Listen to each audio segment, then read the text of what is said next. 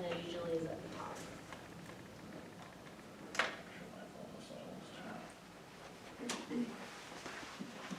Try not to be that bad. All right, I got 5 o'clock, go ahead and call the city council meeting to order. I'd like to make an announcement, means we're doing this through video conferencing, and I'll run through this a little quicker than we got here. I'd like to thank everybody for joining for the city council meeting. Prior to opening the meeting, I wanted to provide some insight of how this meeting will proceed, as this is still in the future for the city council meetings at this time, and possibly for the near future.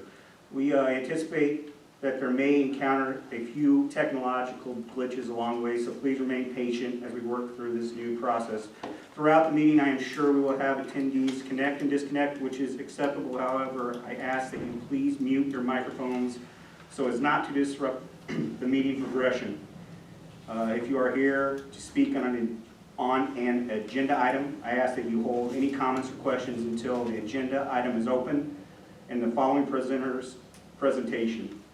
You will then have the opportunity to speak. Please remember to provide your name and address prior to discussing the agenda item. So we'll see how this goes. Hopefully things run more smoothly. Open Meetings Act is posted on the wall in case anybody needs to refer to that. Go ahead and do a roll call. Tony, Yes. Brad, Yes. Greg, Here. Skylar. Here. We'll rise and do the Pledge of Allegiance. I pledge allegiance to the flag of the United States of America and to the republic for which it stands, one nation, under God, indivisible, with liberty and justice for all.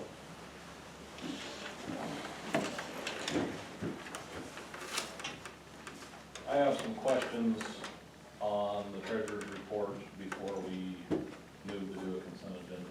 Okay. I've got a couple of questions on a few things, if that's all right. I'm not sure if we discuss that now or just where we are with that.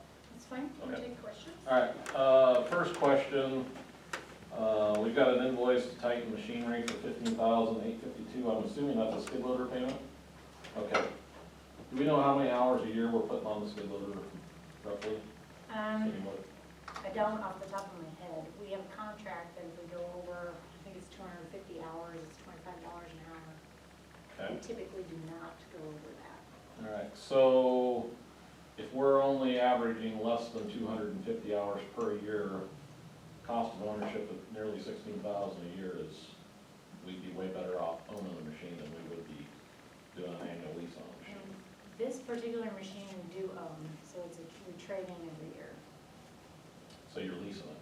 essentially. I mean, we get the trade-in value and then the You're, differential. That's a lot for $250 an hour. Your cost per hour on ownership is way beyond the industry average then. You're at $65 an hour on an annual basis. You can finance equipment at this stage at 2% interest. In a municipality, you can get a better price than Joe Schmo off the street can to start with. You trade every 4 years. By the time you get through your first trade cycle, you're gonna be at a way lower cost per hour ownership cycle than what you're doing right now to turn these back in every year. I would strongly consider that you at least take a look at that before you sign the next contract for next year. I don't know when that cycle is. I assume it just It's every happened. May. Okay, so I assume it just happened, so it's not something that's gonna change for this coming year, but that's a lot. If I was thinking that I was going to pay $65 an hour for a skid loader every year, I would figure out a different way to own a skid loader. Our backhoes that we're owning, we're averaging our operating costs of those at less per hour than that. And that's a machine that costs $50,000-$60,000 more than a skid loader does. So I think if you take a different look at how you're doing that and not just they love it. You guys take the first 15 grand off, they take a machine that's got very few hours on it, and the next guy, they can buy down that price of that machine so they can resell it to the next guy as a nearly new machine. But you guys are taking it on the chin the way you're doing it right now. We have two in that program.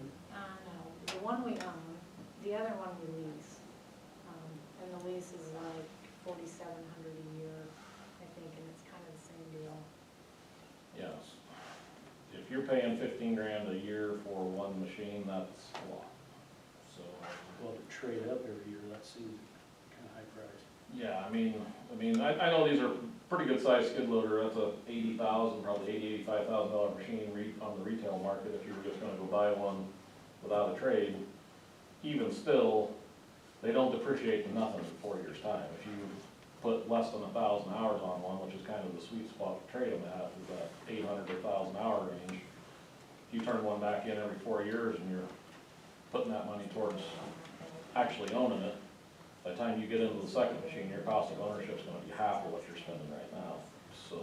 So, I just, Somebody correct me if I'm wrong, on my recollection, when this council, when the city first started this, is you paid for the cost of it up front, and it was a decent cost, but I was under the impression it was only gonna be like a couple grand a year difference. actually, yeah, I need to interrupt because or maybe this is repairs this on something. particular bill had the upgrade and also the snow blade on it. And I think the blade was 10, Okay, all right, so, so Does it get it's back- more like 5, okay, that's, yeah, sorry. that's fine, I I was just, trying to wrap my mind the around 15 grand just what you popped were up at talking me like an awful lot for. No, it Because I should knew be we were more doing like the skid 5. loader thing on an annual basis, and when Yeah. I was on the city council a while back, it was a much more manageable number than what that was, and when that popped up, I was like, holy biscuits, something's changed from the last go around. So, all right, well, if we're down that 5,000 a year range, that makes a lot more sense. Yeah, So, sorry I didn't. never mind, if you're buying gear on top of that, that's a different thing, so, something that I would like to get on the agenda for, in the conversation for the next meeting is, we need to get a conversation started on figuring out a different source of funding for the nursing home. We're 4 payments out of 5 already in the nursing home. It's $80K a year out of our fiscal budget. That's 8% of our total budget at this point. That's not a sustainable, long-term thing. We've got an awful lot of other things that the city's supposed to be doing besides funding the nursing home. I got no qualms with what we've done to get it up and going. Don't misunderstand that. But I don't think that how we're doing it out of our general budget is a viable, long-term solution. Right? So I'll leave it at that. I know that's not an agenda item for now. It's not something I'm looking to take action on. It's just something that I think that we need to get before another year goes by here and all of a sudden they're at the end of year 5 and we don't have a plan put in place. I think we need to get started down that path. And I don't know who all needs to be involved with that conversation. I'll leave that to the city administrator to sort out in the future here, but that's something I'm concerned about is how that proceeds going forward. My last thing that I seen in the bills was $20,000 to Brown County for the law enforcement. Is that a monthly fee or is that a quarterly fee that we're paying?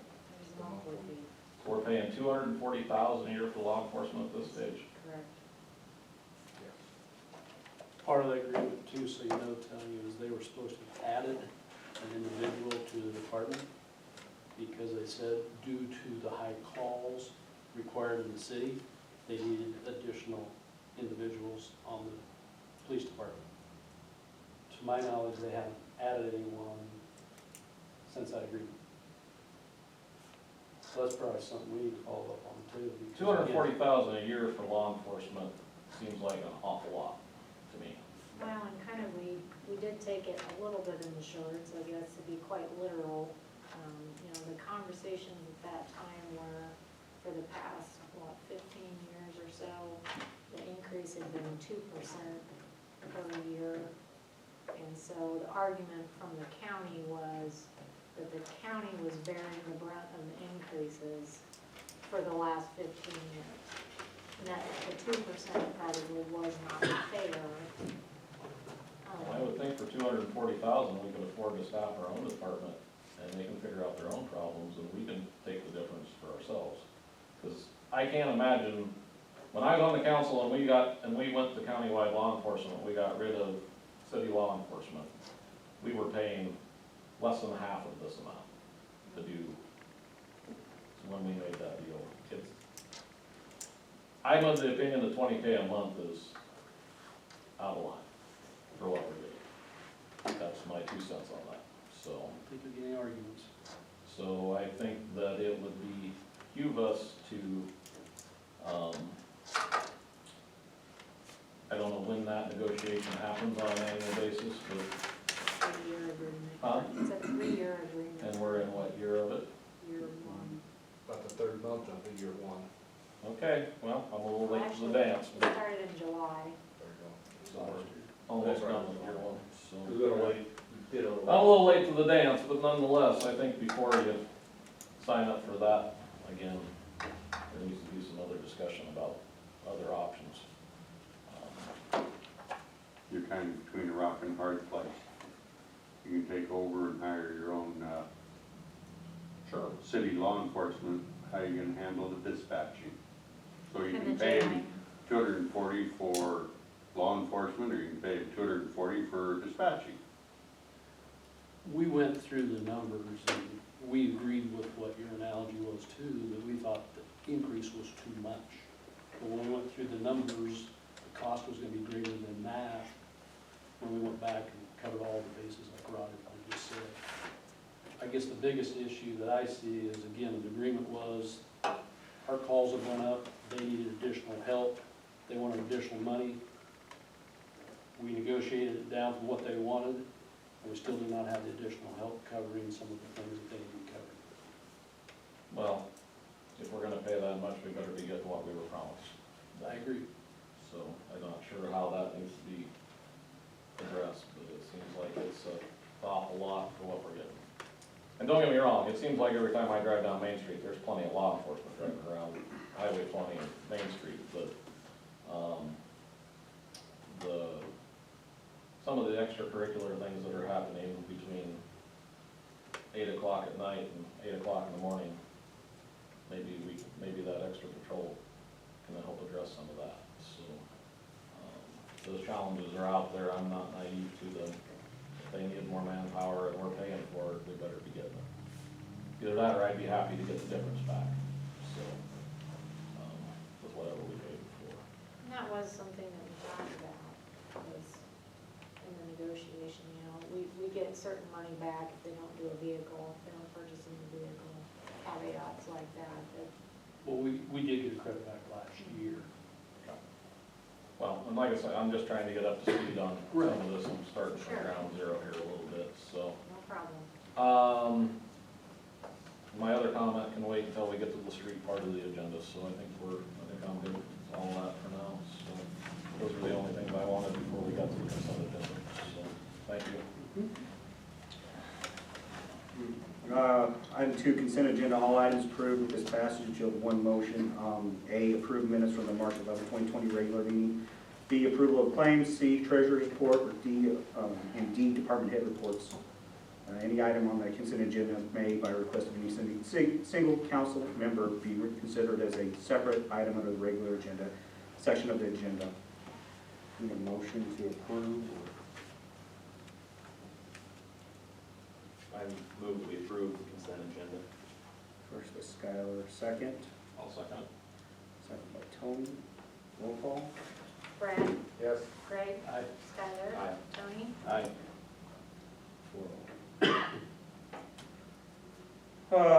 There's no mayor's report or appointments at this time. We have no public hearings. Old business, item A, consider ordinance 1542 related to vacant buildings, third and final reading. Ordinance 1542, and any ordinance of the city of Ainsworth, Nebraska related to vacant buildings, adding section 3-14 or 416 to 3-426 to the code provided due process, repealing all other ordinances and parts of ordinances in conflict with this ordinance, approving publication in pamphlet form and declaring an effective date, be it ordained by the mayor and city Council, and the Council of the City of Ainsworth, Brown County, Nebraska as follows. So, I was read by myself, and therefore, I guess we just need to approve the final, make a motion to approve the final adoption of the resolution. Does anyone want to make a first or second? I'll make a motion that we approve ordinance number 1542. First by Brad, second. I will second that motion. Second by Tony, roll call. Greg, I, Skylar, Aye. Tony, Aye. Brad, Yes. 4-0. Therefore, Councilmember Fiala moved for final passage of the ordinance. The motion was seconded by Councilmember Beck, sorry. The mayor, president of the city council in the absence of mayor, then stated the question, shall ordinance 1542 be approved and passed and adopted on roll call vote? And the following council members voted aye: Fiala, Souls, Beck, and Shank. And none voted nay. Passage and adoption of the said ordinance having been occurred in by a majority of 3/4 of all members of the council, the mayor declared the ordinance adopted, the mayor in the presence of the city council signed and approved the ordinance, and the clerk attested to the passage and approval of the same and affixed her signature thereto, and ordered the ordinance to be published or posted.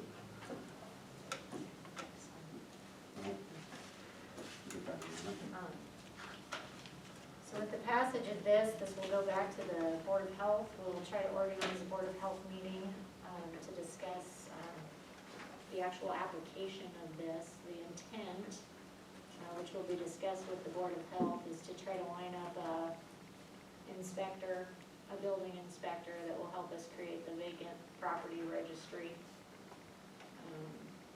So more to come in a few months after the Board of Health has had time to review. when will that meeting be held by the Board of Health? Soon? I would like to do it like we were doing it before, Wednesday before council. Or, well, we were doing it, the last one we were supposed to have was what, a week after that, our prior meeting. So I would like to go a week before city council, that way we have everything squared away. Is that enough time, or do you want to do it prior I think there was an issue Sorry. with Bruce having a court. on those days? court We'll have to, facility. I'd like to do it a week, at least a week prior, so Didn't he want to do like Wednesday afternoon then? Didn't he say Wednesday afternoon would it work? would be okay if he's out of court, yeah. Yeah. But yeah, I would like to do minimum I week. definitely want to meet before the next council meeting. Okay. That's something moving forward. So yeah, I will get in touch with those individuals and make sure that we got a good time to do that. How many of us have to be for the department after the health meeting? I'm not on that one, am I? Nope. You're off the hook on I that. just, It's the mayor, the I don't have my city crib attorney, sheet yet on what meetings I'm supposed to be at besides Okay. this one, so. mayor, city attorney, president of the council, and the sheriff and city physician, which is Dr. Campbell. Sounds good.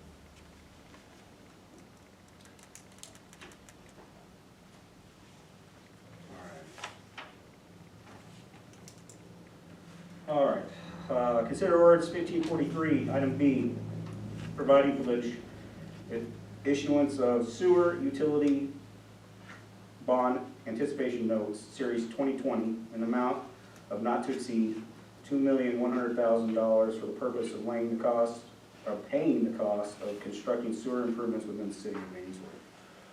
You want to talk about this over? Okay. I'd just would like to waive those 3 readings and go ahead and make a motion to approve that, if that's fine with council. We can all do that in one vote too, can't we, Rob? So this was I think we can. Okay. tabled from last meeting.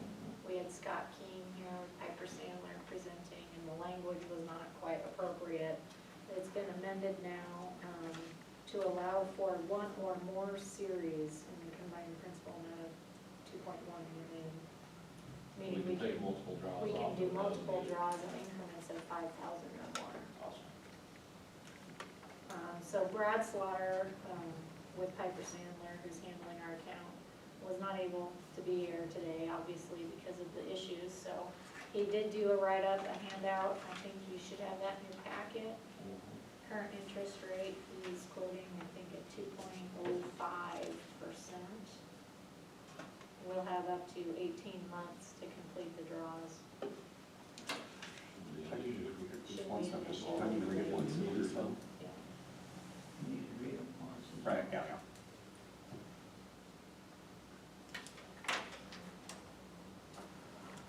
All right, so, I guess I have a motion, we'll go ahead and waive the 3 readings, I'll read it once, but do I have a motion from council to waive the 3 readings? And a second, Make a motion to waive the 3 readings on ordinance 1543. Second. first by Tony, second by Greg, roll call. Skylar? Aye. Tony? Aye. Brad? Yes. Greg? Aye. All right, I'll read what we got here. In accordance with Executive Order Number 20-03 of the Governor of the State of Nebraska, waiving certain requirements of the Nebraska Open Meetings Act, a meeting of the mayor and council of the City of Ainsworth, Nebraska was held by video conference on the 8th day of April 2020 at 5:00 p.m. Participating were Mayor Sullivan, Councilmember Shank, Souls, Fiala, and Beck. Absent were none. Notice of the meeting was given in advance thereof by Ainsworth Star Journal. Designated method for giving notice is shown by the affidavit of publication, certificate posting notice attached to these minutes. Notice of this meeting was given to the mayor and all city council members, and a copy of the acknowledgement of receipt of notice and agenda of the agenda is attached to them. Its availability of the agenda was communicated in advance notice and in the notice to the mayor and council of this meeting. In the notice, the public and media were given the opportunity to participate in the video conference by contacting the clerk's office for instructions. All proceedings hereafter shown were taken while the convened meeting was open to the participation of the public. The mayor publicly stated the current copy of the Nebraska Open Meetings Act is available in review for the script in the clerk's office.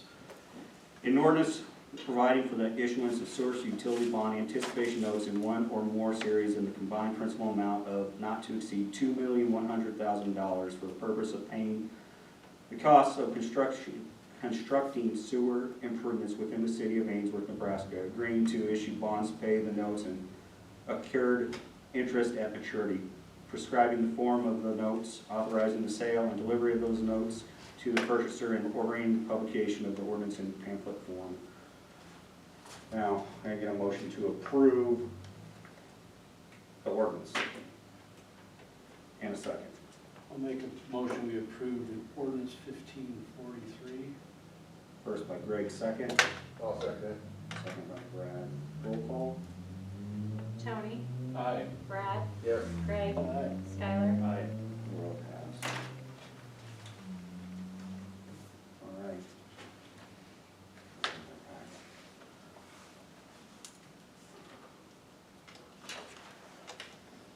Regular agenda. Item A, consider request by the Ainsworth Area Chamber of Commerce for the following street closures and events. Item I is close Highway 7 from 1st Street to 4th Street on Thursday, June 11, 2020, from 6 p.m. to Monday, June 15, 2020, at 4 a.m. for the annual Carnival Days. We're gonna take action on each of these individually, or all? That's what I was wondering, do we want to go ahead and just read them all and approve at one motion, or? Does anyone have any issues with any of these? I will just say, talking to Karen O'Hara, the chamber met Monday of this week and to discuss item A4, which is the drive-in movies on the city park building. I had talked to them about some concerns about just traffic and flow and inlet and outlet and, in practicality, how that would work, and suggested maybe some other places in town that had bigger parking lots and maybe a little more ease for, because we don't want to encourage people to exit their vehicles to watch the movie, and they agreed. So they have requested that item 4 be tabled. We're gonna discuss that a little bit further. Item 3, to close 3rd Street from Main Street to Walnut Street. I don't have a problem as long as they don't block the fire station or the ambulance getting in and out. If they're gonna, leave us ample room to get out if we have an emergency or something. So just the first half of that block? Yeah. The west Should half, be- the west should- half. Should be the alley, The alley there. Alley south, From the alley to the West. main. from there west towards Main Street. Yeah. And not that whole Or block. not that whole lot. Yeah, that would be a wreck. Might wanna have that in the motion to approve that, just so that we're covered. Okay. I make a motion to approve, street closures for 1, 2, and 3, with the exclusion on 3, that the street be closed from Main Street to the west side of the alley.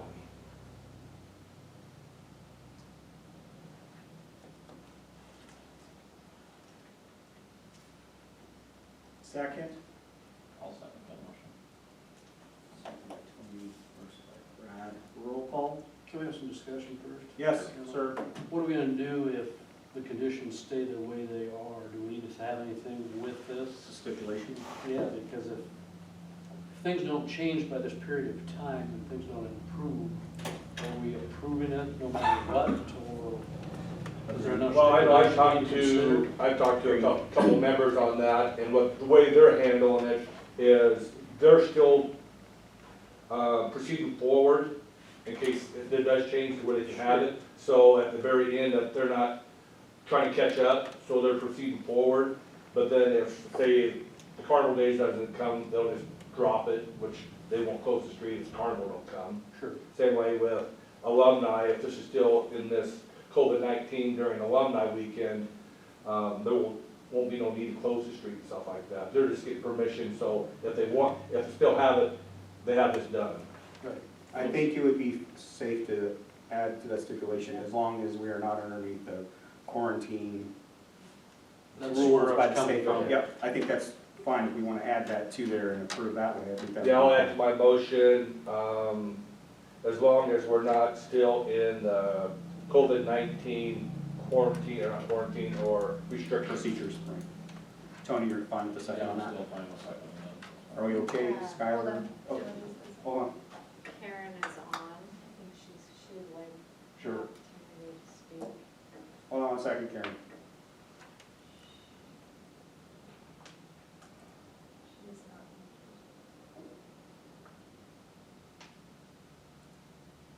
She thinks three dots on it.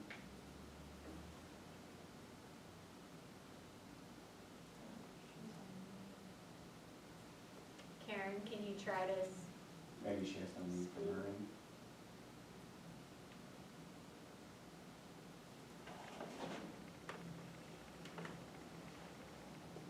technical difficulties?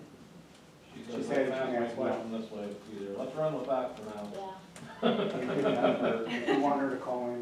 if you wanna cell phone, put she your can do that. questions in through the chat, we can certainly answer them that way, Karen.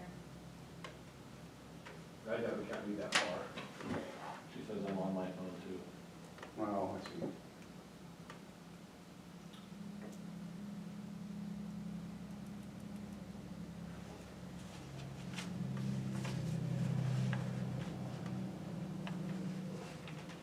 Do you have things muted on this end so people, or can people talk? Well, They can hear us. They can hear, but can they talk? I mean, they can unmute their side of it. Yeah. You have it unmuted. It's been the struggle, we can't seem to get it to, Yeah. I was able to call in from my phone, and I was to unmute, but I wasn't able to turn it back off, so I was just on. You know what I mean? I don't know if it's, and being she's calling from her phone too, I don't know if she runs into the same issues, if she tries to turn it on and then it won't turn off. okay, so the question is for the Forks. Can you hear me now? There you go. There, hello. Hey! So I guess just a few of the questions we had, I've been trying to keep up as best I can, it's kind of hard not being there. I heard the feedback for the folks in Peg, so I'll make sure we don't block the fire department at all. The question that we had was, if it happens, if alumni still happens and we can have this event, as we get breweries and vineyards on board to come, can we submit for the SDLs to you guys one-off, or do we have to do it at the main meeting? Well, the process typically is that it's approved by the city council at a meeting. If we can do it at the June meeting and be the second Wednesday in June, which would be before the event, but I think you have to have it turned in so many days to the liquor commission prior to the event. Correct. So that might be too correct. So it would be the close. May meeting, The May meeting, and I I guess guess if if things change rapidly, you know, between, if things really improve, we could probably have a special meeting if we needed to.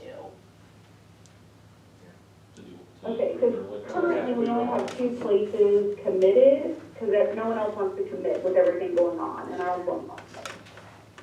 So we just want to know if there'll maybe be a little leniency for the We FCL. don't have a lot of flexibility with the liquor commission, that's pretty much stamped in stone the way they operate, so we're gonna have to know at the, by the May meeting to be able to go or not go. I mean, they don't budge on Would you guys be willing to let us have a special meeting, like the end of May? Because if we're still on shutdown by the time the May meeting comes, then the breweries probably aren't gonna commit either. Why can't we approve the liquor license in the And then we wouldn't have enough time to get the state. whether they have it or don't have it? I did get an email from the liquor commission today that stated for any special designated liquor licenses that are issued or will be issued, if you end up not having your event, that you can cancel that license and return it without being penalized, you know, of having so many events against a license in a year. So they are still allowing that, Karen, at the liquor commission, that you could apply in May, and then if you don't have the event, they can just cancel the license and return it. Okay. I mean, the issue that I guess I'm running into, all of the breweries I've talked to, is they're not committing to anything, to anyone, regardless of where they're located, until we have to all clear. So they, you know, no one's willing to commit to come in case it doesn't happen. Sure. And so, you know, if this goes through the 1st of June, you know, I guess we're just wondering if we can get a, Yeah, I don't think a special meeting on our part's gonna be a problem, the liquor commission's gonna be a problem. Yeah. I would just say as long as when I you're, spoke with them last month, sorry, go ahead, Karen. sorry, go ahead. Well, I don't think it'll be an issue to get the state stuff all online, and she said it didn't take very long at all. We gotta have to have the city first, is my understanding. I would say as long as you have your leeway in between what the liquor commission requires, just give me a week, you know, of notice to get a council meeting posted, because we have to post for 7 days to have a special meeting. Perfect, I can make sure that happens. And the only other question I had, we did take out the movie thing. We were considering though, maybe doing it out at Johnstown at the fairgrounds. Do we need city approval for that, or do we need to talk to the fairgrounds about that? That'd be fair board only, I would think. Karen, I had also talked to Tom Tice the other day. The south side of his building, he's got parking lot and there's road and parking across the road. He said he'd be willing to talk to somebody about that if that would be something fine for you guys also. But there are some people out there, if you're looking for alternate locations, that are willing to do that. Okay, great to know. I'll definitely reach out to him.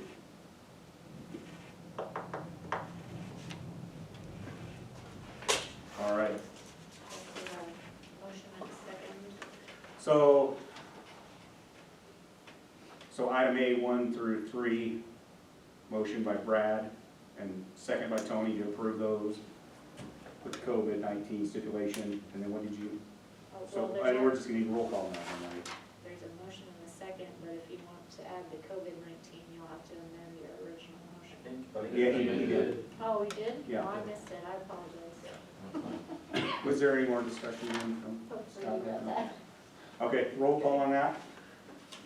All right. Brad, Yes. Greg, Aye. Skylar. Aye. Tony. Aye. 4-0. And then item 4, we need a motion to table that then, or what are we gonna do with that? Till we hear back anything from them, or just have it be removed, or what? I don't think. They withdrew it, didn't they? Okay, Should withdraw it, withdrawn, yeah. okay. Item B, consider an administrative subdivision of the following described real estate: Township 30, North Range 22, west of the 6th PM in Brown County, Nebraska, Section 27. So under city ordinance, we can do an administrative subdivision of lots if it's less than 3 parcels. So this is just essentially moving the lot line on parcel D there on the map 205 feet to the north to expand that residential parcel and separate the commercial parcel to the north. It's a little more clear. Right now, the lot line runs right through a residential house. So they're just moving the line to encompass the entire property, or at least the building on the property. So they're actually just moving it 55 feet actually to the north. Cause it's 250 by 150. The lot total You're right, dimension I'm is sorry, 250. it's 205 feet total. Yeah, so they're moving it 65 feet to the north. You're Or right. 55 feet to the north. Getting the entire house on one lot, put that in the engineer's plan on the other lot, and then the house will get rezoned residential. Residential, yeah. Is there a first? I'll make a motion to approve that subdivision. Is that the right word? Yep. I will second that motion. First by Brad, second by Tony. Roll call. Greg, Aye. Skylar, Aye. Tony, Aye. Brad. Yes. When you talked to Fialato and passed out, you also added annexation into that motion. Furno, when we talk to Furno. We have his taxes. I like that. Pretty easy to get him rattled anymore. Send him a thank you. We do need all of the council signatures on this document, at least. Where it says by, it's just council. Is it Rob? Is that Yeah. right? Where it says by. All right, item C, consider options quoted for dental insurance to replace the current group plan that has been terminated. So the current group plan we have had for, well, since before I was here, it was the plan that was in existence at that time through Allstate. And basically a summary of that plan was a $50 deductible per person per year, 2 deductibles per family per year, and a $15 wellness copay. The city pays 100% of that premium for the employee. Total monthly premium that we've been paying is, I didn't write that down, but $399.03.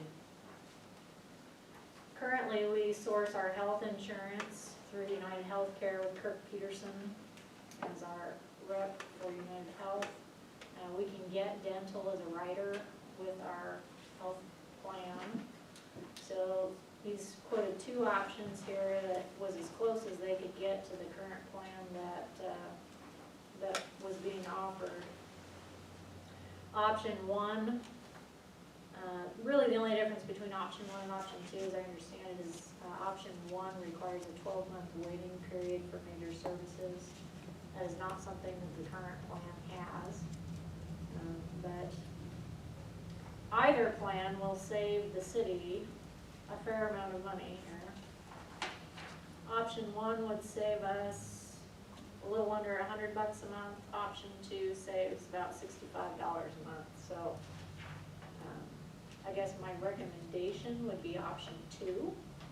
We're still having a cost savings and be able to offer that benefit to the employee. Well, I think it's important that we don't have a situation where if someone needs something done, they can't get it done because they have to wait for a year Correct. out of no fault of their own, as far as one of the employees is concerned. It's not their fault that the health, or the dental plan got pulled out from underneath of them. Yeah. Are they losing anything?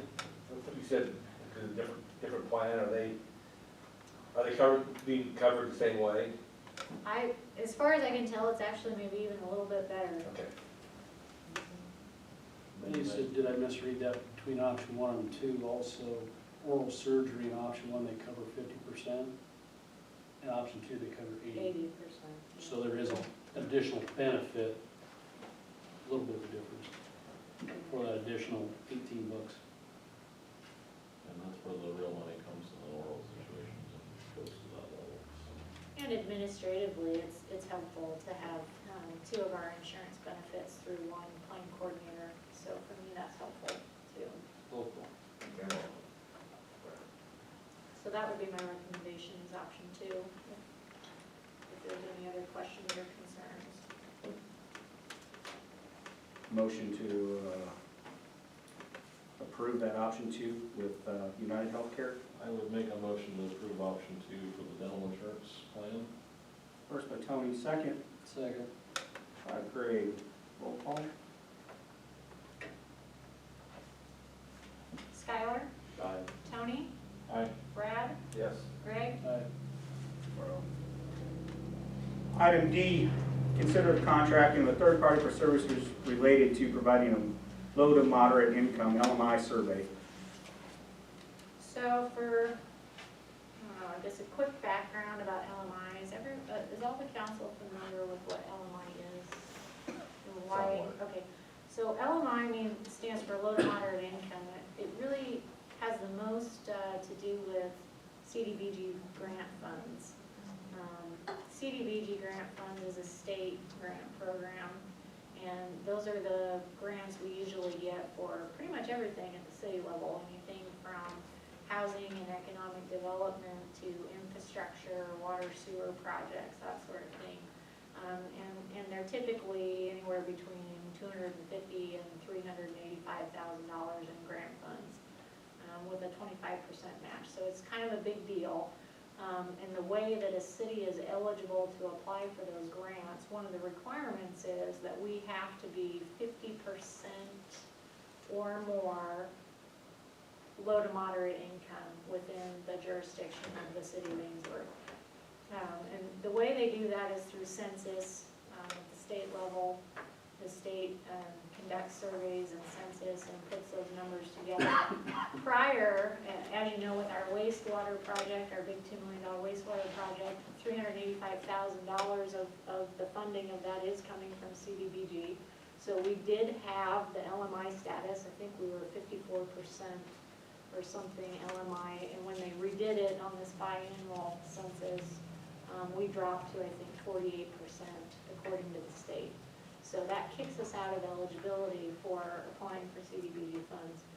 So that's really kind of a big blow, especially considering the downtown project that we might have coming down the pipe in a few years with Highway 7 and downtown revitalization. That would be a big asset to be able to apply for those funds. So one of the options of things you can do when you are no longer LMI according to the state is you can conduct your own survey and try to disprove them. So that's the idea here, is that for the money that we would gain in grant eligibility, it's probably worth a couple of $1,000s that we might have to spend to conduct the survey and get the data. We have done this once before. It was prior to my time in the office, but when Cody was here, since that time. I think at that time we had lost status, and with the survey that the city did, gained it back, if I understand correctly, in the history. How often does the state look at that, so? I believe it's every 2 years, but I'm not 100% certain what data the state uses to collect that. And anyway, with any survey, it's only as good as your respondents. So, you know, it could be a fluke that the respondents or the data that was used was not your lower income, you know, residents of the city. So we have two different quotes here. One is from Central Nebraska Economic Development District, Judy Peterson. She just gave an estimate of $5,000 for CNED to do the survey. Basically, on both quotes, just to preface, the work that would be done by either is very comparable. It would be the creation of the survey itself, the creation of the listings of you know, where the surveys were going to be sent, the mailing and the administration of getting it out to the residents.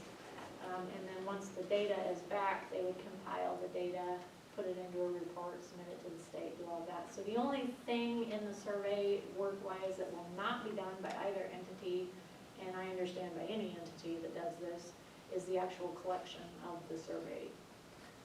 So that's on the city to do that. Doesn't the distribution also is on the city as well as Distribution collection? is done by the contracted entity, as I understand it. They'll do the mailing of the survey. So, like I said, CNED quoted $5,000 to do that.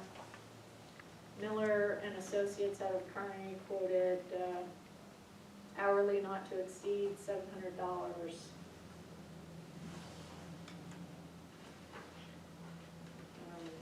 But in both those situations, we'd be responsible to return those, or give them. Collect the data. Collect the data. Okay. So I think, you have a sample size, you have to have so much percent of what was sent out returned. I think Miller and Associates had kind of quoted me about 130 respondents roughly is what we would need to have returned. So it would kind of be on the city to ensure that we got at least that number of respondents back. You'll have to do a little cold calling, but Cold calling or yeah. So then you probably do either by return to the city office by mail, or also to like Mail or drop off at the Dropbox. library or Dropbox or somewhere. So there was a little bit of discussion, just informally, I guess, about how to incentivize, if we move forward with this, how to incentivize residents to return the surveys to us without us having to do a lot of legwork, especially with this coronavirus. There was the idea that perhaps we could do a credit to a utility bill if you returned your survey. $5, $10, something, as a credit for bringing it back to us. I don't know if anybody else has another idea of a good way to. Sounds like a good idea to try to get them back, and I think the more you get back, the better your survey is. Correct, it's more reliable. And if there is an incentive to fill it out, because if you just send it to them and there's no incentive, why would they? Well, didn't you say roughly, Lisa, it was probably around 185 people potentially in the survey That would total? be picked, yeah, to. Oh, not everybody gets one. Not everybody in town would get one, yeah. So we would need all of those back?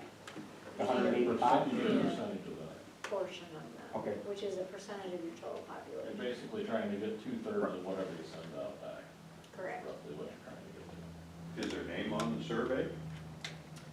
I'm assuming, I don't know about name, I'm sure address, probably financial, well, she's attached a copy here of the sample here. I was gonna say, in Miller and Associates, there's no name, No, it's just kind of your generic, generic, which would be tough to credit people then. Right.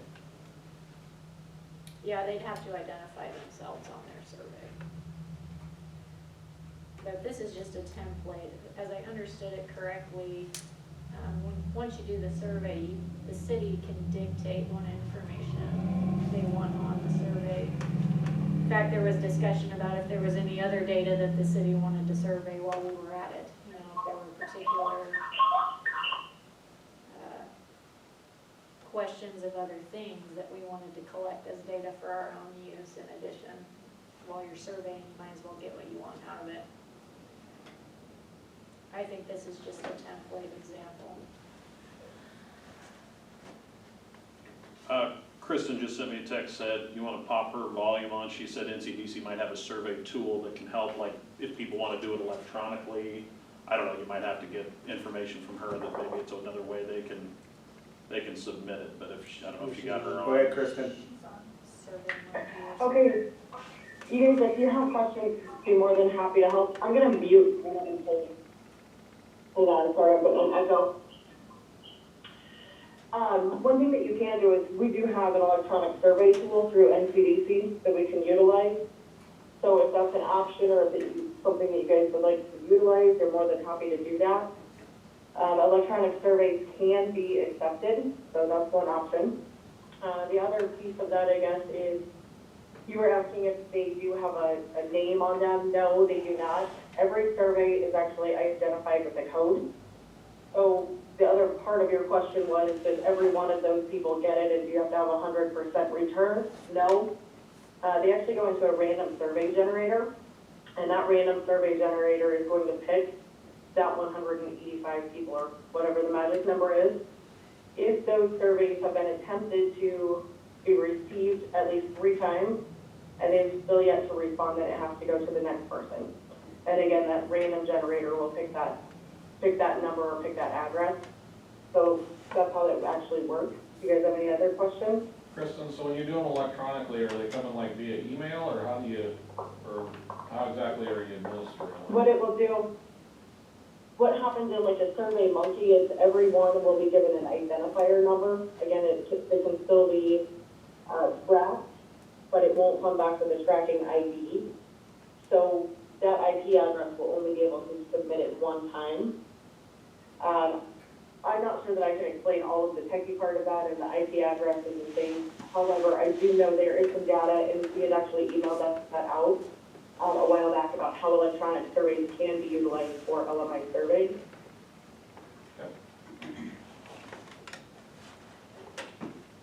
Do you see that as a positive or a negative for the results of the survey if it's electronic? Because if not everybody is, I'm not sure that they would see it in, I think it's just one more option that you could add. okay, You know, especially now where everybody is pretty well electronic, and, you know, just with our circumstances. You could still have your drop boxes, so I think that's definitely an option. In the past, we've done drop boxes at the library, each of the 3 banks, NCDC office, and the city office. okay. So you could still do that and combine it with the electronic portion. Wouldn't the lower income people be less likely to have the electronics? That's And where I was, what we want. but if they're sent out, they can respond electronically or deliver them back. That was my question, Rod, that's why I was wondering. We don't want to eliminate those individuals, we want those individuals. I've used SurveyMonkey before and I didn't find it very, like, user-friendly. I mean, maybe I'm just an idiot, but a little hard to use. And there's other survey tools out there. I mean, SurveyMonkey's one that we've actually used that for strategic planning for City of Ainsworth in the past. But there are others out there, and through some of our economic development partners, we actually can utilize those services at no cost. So, I mean, I'm not saying that SurveyMonkey is the only tool, but there are some other options out there. Okay. Thank you, Kristen. Yes. You said, Lisa, the one for Miller is not to exceed $700 in total? It was hourly, not to exceed 700? Correct. Oh, great. Would the state be more likely to be impressed with an engineering firm that did it rather than just an individual in business doing it? Or That I don't know. if it comes down to arguing with them, whether their survey or our survey's the best? That I don't know. Well, I think Miller Associates does enough of them that would carry some weight. I was gonna say Miller and Associates kind of is a one-stop shop. They're engineering, their grant writing, their planning, community planning, they do pretty much anything and everything.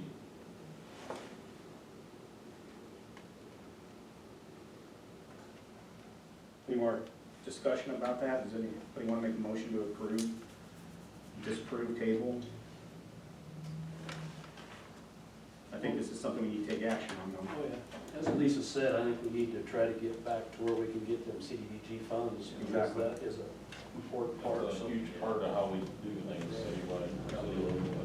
Sooner the better, probably too, with the way things are right now, you're gonna probably have a better chance of landing more people in it. Well, and everybody's shut in at home too, so, you know, the If you ability like a house survey, for people to respond might actually be higher at the moment. And it's certainly something that whichever entity is chosen we can discuss ways to incentivize, you know, what our tools and our options are to do that. Again, that's a large difference, so I think I would make a motion, we go with Miller and Associates at an hourly rate not to exceed $700 to work on our LMI survey. There's a second. I'll second that. Oops, sorry. Skylar? Go for it, Skylar. First by Greg, second by Skylar. Roll call. Tony, Aye. Brad, Yes. Greg, Aye. Skylar, Aye. thank you. Item E, consider proposals for contracting street repairs. So, after weeks of trying, we really only got one company to come here and give us an estimate on our projects. This is for, well, specifically, we identified the 3 worst areas in town. When I mean worst areas of town, I meant following last March's flooding. I know that things have deteriorated since that time. We've had frost coming out of the ground this spring. So there are other bad parts of town, and we're not recognizing those areas. But for the FEMA funds, for reimbursement for any street repair, it has to be paired with what we reported as damage back in March of last year. So at that time, the worst areas in town were on 3rd and Maple, that half block there on between Oak and the alley to Maple, and Harrington Street from 1st to 2nd, and 7th Avenue up there by the islands. It's pretty broken up in a lot of different places that can't be patched. Keeping in mind that there are a lot of other areas, I think our damage inventory that we submitted to FEMA was 20 pages long. So there are a lot of other areas in town that have been identified. So as an additional measure, Jack quoted, I think, so much per square foot $766.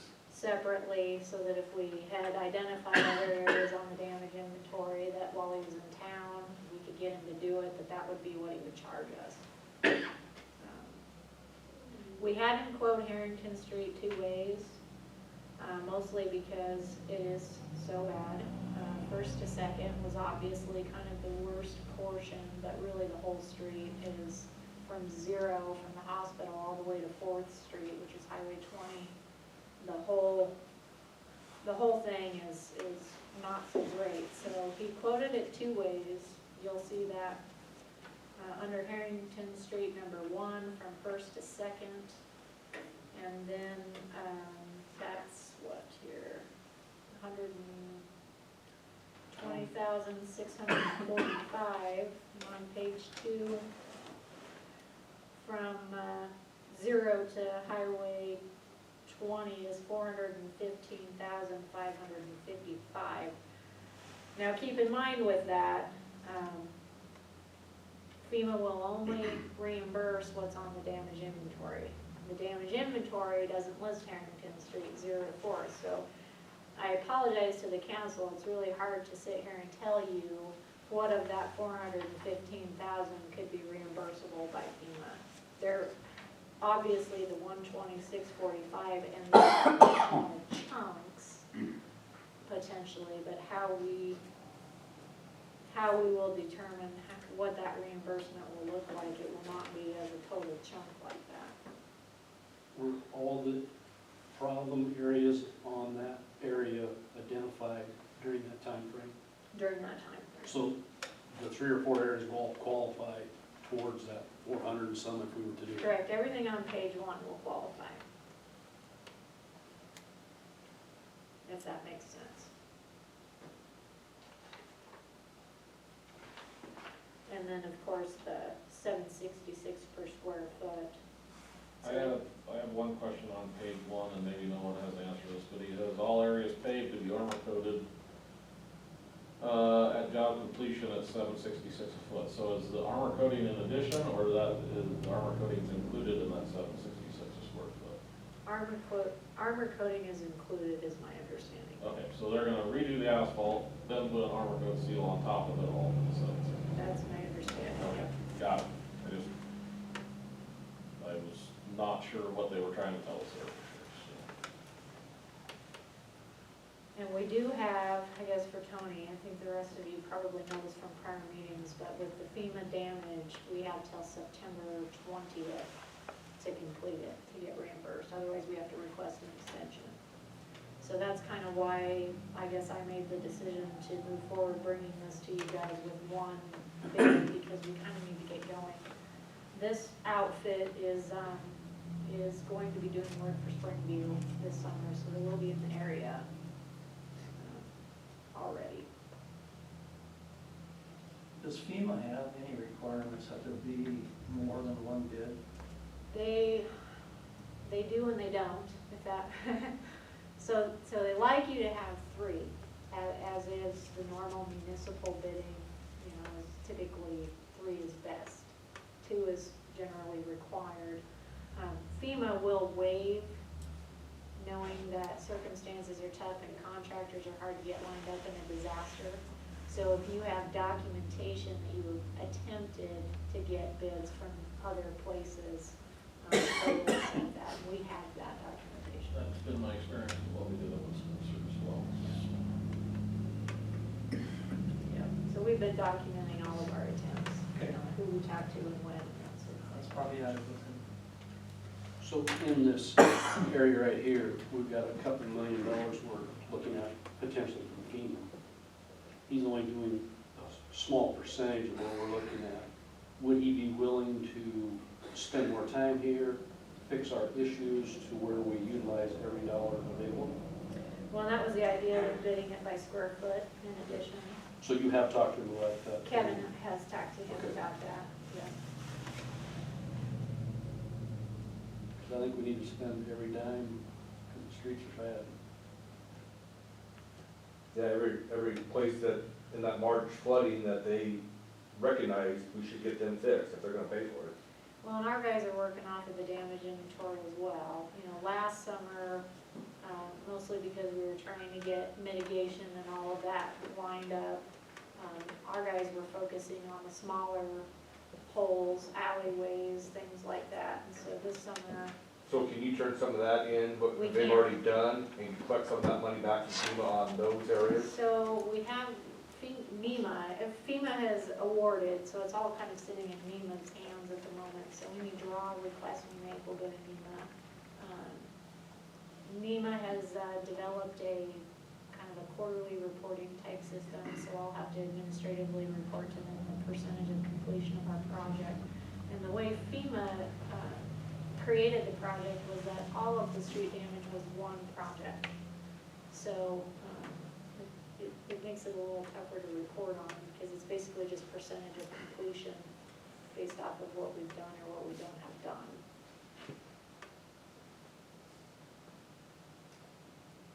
Did you not say, Lisa, as far as the city crew being able to do too much, we're gonna have issues potentially even getting material? We are having trouble with material. We did get a load of mix from Top Coat delivered, I think it was on Monday, maybe this week, or Friday of last. But the word on the street is that might be all we're gonna get, that manufacturers are probably not going to be producing more, and what they are producing is already spoken for by the larger contracting entities. Looks like a load of it's not very much. No, it doesn't go very far. It's probably not gonna go real far. Straight truck and dump truck, and so it's not very much. And depending on how things go with the coronavirus and all of those issues, you know, it's very likely we might be requesting an extension. But we'll see. Nonetheless, we've gotta get rolling, or we're not gonna get any of it done before winter comes. Yeah. And then we're gonna be to a point where the streets aren't gonna be left to fix. We're gonna have to mill them up and start over. Gotta start somewhere. I have a question on the street repairs. Not not on the ones that are here, but additional streets. I live on Pine Street. Pine Street is I didn't realize it when I moved to that corner of Pine and First Street, how busy of an intersection that is, but nonetheless, First Street is exceptionally busy there, in the mornings between the hospital traffic and just everybody kind of flowing out of the south end of town to go to work. Is any, I assume a percentage of there's parts of Pine Street that are on this mitigation list, correct? There are, correct, and First Street's terrible too. Yeah, sorry, I said Pine, I meant First, sorry, I misspoke. Pine is in far better shape than First is, and historically, First Street has been one of our detour streets, which also is problematic with the truck traffic that gets put on it when that happens, so. Well, and it is on our 1 and 6, it has been for. Yeah, quite some it was on the 1 and 6 when I was on city council the last time, so the 1 and 6 doesn't mean a whole lot to me at this stage, so, Yeah, you know, there's been talk, when I was on council before, there was talk about, well, we wanna change how First Street lays, and we wanna widen it. We wanna do all these grand and wonderful things. The reality is we can barely afford to maintain it, let alone change 6 blocks of street through that part of town, so I think we need to fix that street along with these other ones, not say, well, it's on the 1 and 6 plan and we'll get to it eventually, because it's the southern thoroughfare of Ainsworth for sure, and Well, the patching of it by the street department, nothing against them, is not the same as having his crew come in. no, Take it I mean, clear out, that's, put it back that's the other problem. At this stage, we have so much of it that has got moisture under the asphalt. The only way we're gonna get it to hold is we gotta get the asphalt off, we've gotta get it dried out, recompacted, and then lay new, and get it sealed off so that we're not getting moisture through it. That's what's killing us on Harrington, that's what's killing us a lot of these spots. The moisture's going through instead of shedding off, and it's train wreck, you know. First Street in front of my house is literally 6 inches of armor coat on top of nothing at this stage. I mean, it's, the manholes are this far below the surface of the road, and the curbs. One of the biggest problems on First Street in front of my house is the curb lays 6 to 8 inches below the street level.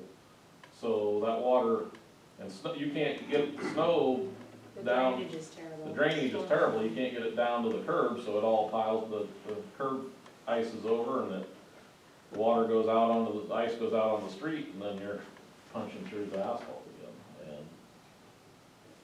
And when I was on city council before, I had a real complaint about how much armor coating we did and how little of anything else we did, because all we were doing was creating problems with our streets by doing lots and lots of armor coating and never anything else. It's a big old Band-Aid, is what it is. At best.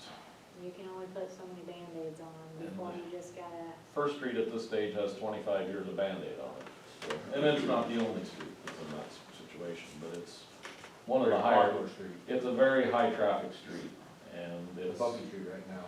whew, yeah, to say the least. The good news is it keeps the speed down, which has been nice for those of us with kids there, but yeah, you just gotta spray paint the manholes because, so you can find them, yeah. You can't go to the hospital if the ambulance got hit in the bump either way. I'm sure that's fact, I'm sure that's fact. so yeah, it is a mess, you know, it's a mess. What's our total FEMA money? It's 2.2. 2.2 million. And we've got how much here total? If we did all of Harrington, there's 415. But FEMA won't pay for all of Harrington. I understand that. You got about 135 on top of that, Tony. So best case 550. scenario, maybe with what we're talking about here, we're at a quarter of that. Not even that, we'd only be 400,000 maybe out of the 2.2 million. I think if we did Harrington and used what we had in our budget, we'll still be 100,000 short to do Harrington. With the FEMA money. But we gotta do something. At least a large portion. And What do you run What is into, the- Greg? what is the match on the FEMA money? Or is it just, There's a 25% is basically the city's outlay, because FEMA does, 50%, FEMA will do a 25, and then the city's 25. So we gotta come up with 25% of whatever we spend. That won't be reimbursable.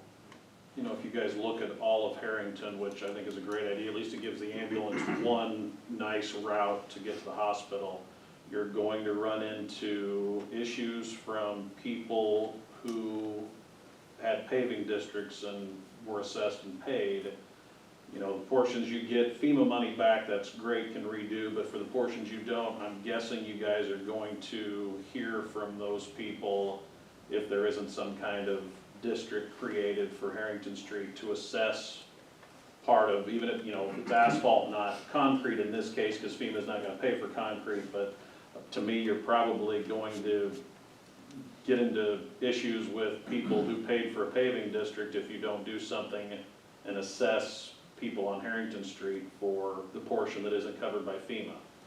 I'm just Right. saying that's probably you will hear from those people, I'm guessing.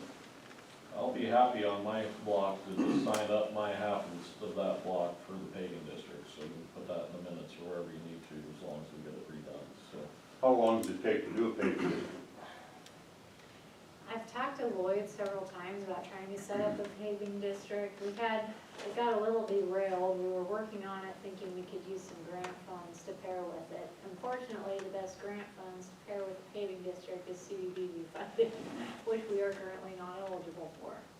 So if we can do the LMI and get the eligibility back, that will certainly be. You're gonna run out of time Yeah. before How FEMA. long- This, There's not time, disregarding the grant. there's not time to have it done before September. So what I'm saying is, if your carrot maybe to trying to create that paving district for Harrington, just for the asphalt replacement, is yes, portions of it are going to be under FEMA, but instead of saying, oh, well, the portion that's in front of your house is a FEMA portion, so you're not gonna get assessed, spread that out over all those blocks, try to do your paving district, say, instead of your grant, which is what we did on the last one for the paving, instead of your grant for that, say, hey, FEMA's gonna cover a portion of it, so it's gonna be less than it would be if we just did it on our own. Except you can't mix it. We tried to do that. You can't they will only pay for work after it's completed, and it has to be documented that it was put back to pre-existing condition. Right, but so they can't say, that you are fixing the portion of it, but as part of that, you're doing the rest of it yourself. You're Your saying paving district for asphalt? Paving district for asphalt, yes. Yes. Yes, not for concrete, no, for Right. asphalt, so that you do the whole street. And you gotta treat everybody the same. And treat no everybody the matter- same, but Yeah. then saying it's gonna spread it out a little bit. Sure. You're taking $120,000 off the 400. Yeah, Well, but you're gonna have to do some kind of paving district, I'm afraid, because you will get challenged Right, if you don't. understandably so. Okay, so I have a question, because I'm not familiar enough with how it works. So we spend 2.2 million and our match is 25%, that's roughly 550,000. Okay? So can we as a municipality borrow that money on a 20-year term at 2% interest on a bond, or something of that nature, and spread it out over the entire city? And debt We did service something is 30. similar when we did those paving districts before, Tony, up by the Methodist Church and some of those up there. And basically, that's how that was done.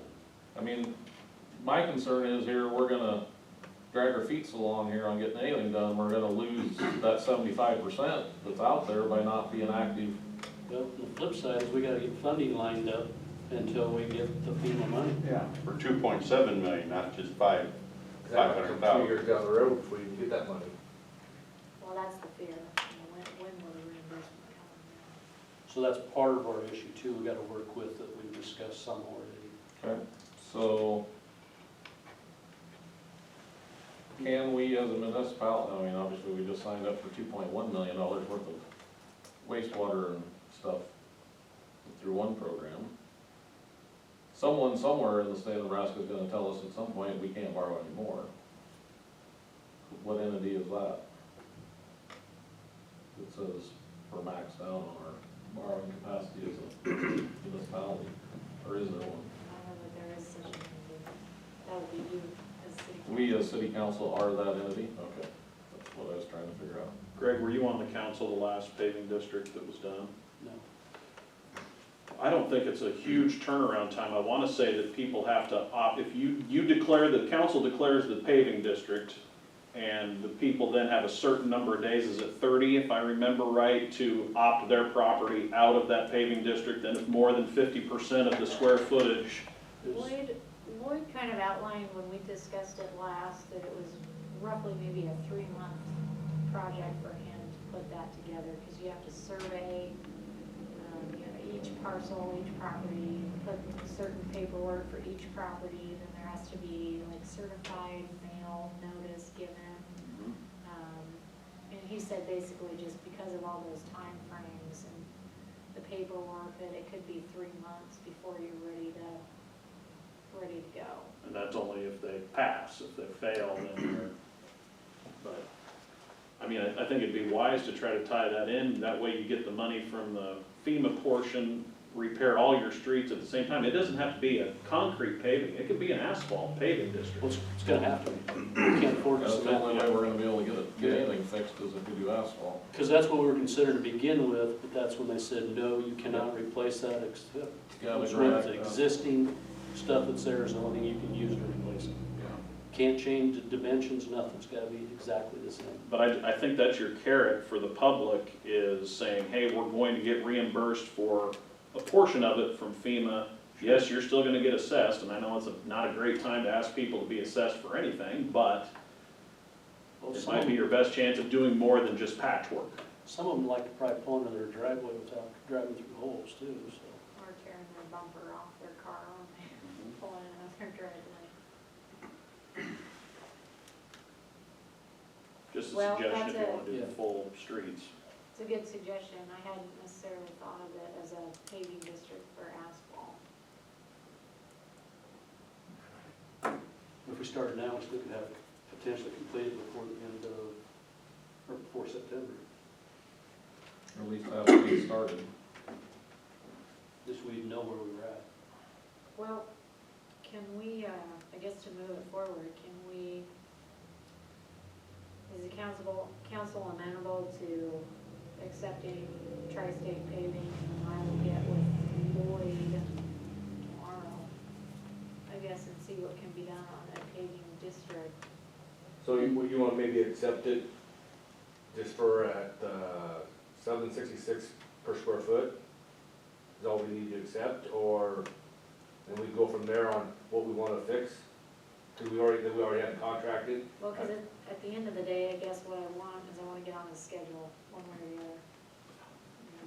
And, And I'd like to utilize as many dollars as we can through this contractor of the monies that potentially are out there. So if we hire him at $7.66 a square foot, then we got him hired, then we can tell him, then we have time then to tell him which ones we want to fix. After your district's done, the other thing you can do with that, Brad, is if you lock in the price now, you know exactly what you're asking those property owners to pay for. You'll get that all in on, here's our, you know, this is what you'll be asked to pay for per square foot of property you own.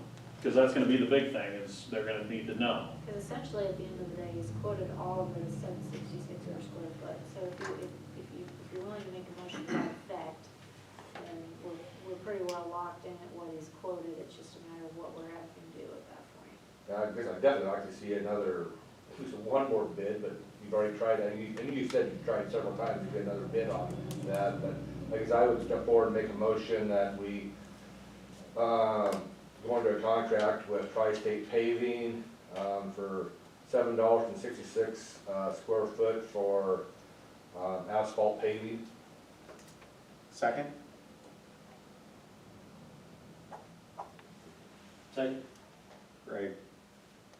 First one, Brad. Roll call. Tony, Aye. Brad, Yes. Craig, Aye. Skylar, Aye. thank you. Where's Tri-State Paving out of? Wood River, Nebraska. Thank you. Almost got Frost. Because Lisa, just a question on that, we should be able to take our square footage that we've got from damage from before and figure out how Yeah. much FEMA's gonna cover, Yeah, know what the difference is, so we are. We know how many square foot is damaged on Harrington. yeah, According to what we've documented last. yeah. That'd be a good number to know, I think, for the council, so we kind of have an idea of what we're looking at there too. And if you do look at paving districts, from what I remember the last time, they either have to be all adjacent, basically, all as one, you know, they have to be able to touch each other, or they have to be separate districts. So you, like we had the last time, you had some patchwork, you had a couple, you had some pass, some fail. You know, you had maple, elm, failed, part of oak, passed, woodward, you know, you had some that passed, some that failed, because they were each a separate paving district. I think you'd have to do the same here, knowing that, hey, uniformly, it's gonna be so much per square foot that you own of street frontage, and then just take your chances on which of them get approved. I think that's your way to do it, then you don't, then that's coming into your, you know, your, Part of the a lot less repayment you gotta borrow, yeah. Right. I'm Well, sure you'll have a We'll have lawsuit to if borrow, you but don't. we won't have to repay it all, that Yeah. will be shared. I'm just sure you'll have a lawsuit if you don't do a district and try to make street improvements at this point. That unfortunately, the city's locked into that now, I think. We gotta use Ellerby streets. Wouldn't you say that's right, Rod? Was I that, want a paved street in front of my house. don't you think that's right, Rod, after the past paving No, I don't districts? hardly have it. Well, it's always a possibility. You know, you have the intervening, you had this natural disaster as an intervening cause, so you probably would have some justification for not doing a district. For all of Just it? because of the natural disaster. But, like you say, under normal circumstances, the precedent's been set. We had other people have to pay for their paving. Why shouldn't the new people on their streets pay for their paving, just like the past people? And on the asphalt paving, it's not gonna be, versus concrete, it's gonna be quite a bit cheaper to do asphalt anyway than it is gonna be. I'll take the concrete by my house. Yeah. I was gonna say, I take the concrete in a minute if I had a chance to option into it, but Yeah. right now, I'll take anything other than the mud hole that's in front of my house, so. Bakers Now can't you choose it. realize that of that, if you do a paving district, unless you decide differently, of that, say, $415,000, the city's going to assume a fair amount of expense because you have the intersections. The city pays for the intersection. Right. well, and we're not redoing curb and gutter, it's just Right, paving. no, I understand that, but I mean. I think it's a But good it way to needs sell to it. be done, Gotta I get agree. Yeah. All right, Choice. good discussion. Let's move on. Item F, discuss and consider the waiving of utility bill late penalties for April and May billing cycles in response to COVID-19 pandemic. This was a request by a council member after some discussion, just in terms of struggles in the community, businesses having to be shuttered at the moment. So, the question was primarily, what can the city do to help residents? So one of the options on the table for the city that maybe has a dual benefit, if you will. It doesn't necessarily hurt the city's budgeted revenue, and it helps community members, is to waive late penalties on utility billing. And I've just put in for April and May cycles, like, we don't know how long this is gonna go. We usually bill in the third week of the month. Bills are due on the first of the month. You have till the 10th to pay. Usually on the 12th, we assess the penalty. So what we're saying is, for April 12th, we will not assign that penalty, and for May 12th, we will not assign that penalty. It's a 10% penalty of your total bill. This was my request. I've just been kind of trying to think. I mean, I don't think things are too bad around Ainsworth yet because we're fairly cushioned, I think, from the effects. But I think that there's potential for things to get tight around town for a lot of people. I mean, obviously, there's already multiple businesses that have had to close up temporarily anyway. I had kind of liked the idea of even just maybe waiving, I mean, well, I want to discuss it with you guys, basically. Possibly even waiving parts of utility fees or something like that. But then I guess with this survey coming around, maybe that'd be a good way to, we were talking about an incentive for people. You know, if you waive the whole fee, then that wouldn't give much incentive. But anyway, so I talked to Lisa about it, and we thought maybe at least waiving late fees for the next couple months might be something. I mean, not a lot, but it'd be something to help out a little bit. So I don't know if anybody's curious about the numbers. We kind of looked back, just to kind of give you an idea what we're talking here. A normal utility bill is about $70 for an average household, so this is residential, keep in mind. 10% obviously is $7 that you're gonna get dinged a month, and that's just in a 30-day net. So if you have anything outstanding prior, you know, it's just on total balance, is 10% of total balance. So, if we applied the penalty calculation today for April, we'd be waiving at $1,062 for the monthly billing. For March, the March billing, or the billing we did in March for February, the total penalties assessed was $693. For February, $650. January, $833. Just to give you an example. Why was this last, first one you said so much higher? Because we were in the Well, COVID-19 yet. keep in mind you have until the 10th to pay the bill, so they still have a couple of days Oh. to pay. Okay. So there's probably some accounts out there that will pay today, tomorrow, the next couple of days, you know, through first part of next week before we would assess the penalty. So that will reduce this, obviously, what that penalty would be. Any questions, comments? Is there a motion to approve? I move to approve waiving of city late fees for April and May in response to. Do you want to do just April and May, or do you want to do until the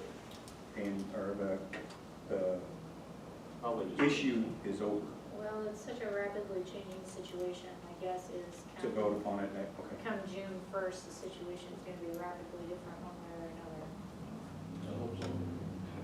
Everybody in agreement with that then? Okay. Well, is there a second then? I'll second it.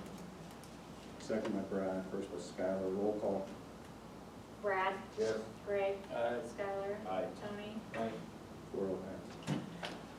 Excuse me. Item G, consider amendments to the Economic Development Program Policy and Procedure Manual, application documents, and loan/grant checklists.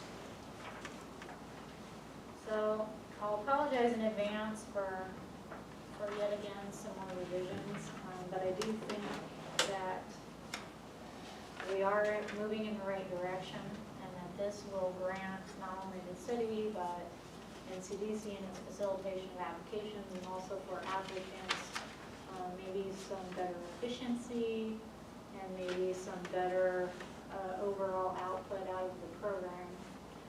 These changes are being recommended based off of our March 18th meeting that we had with Heather Sikita, who is, of course, the newly appointed LB 840 attorney. Kristen and I met with Heather that day for basically 4 hours, and we went through anything and everything we could think of in regard to how the city is running its LB 840 program, including policies and application documents. Some of the feedback or some of the discussion between us at that time was that we don't have a lot of business loans in our profile.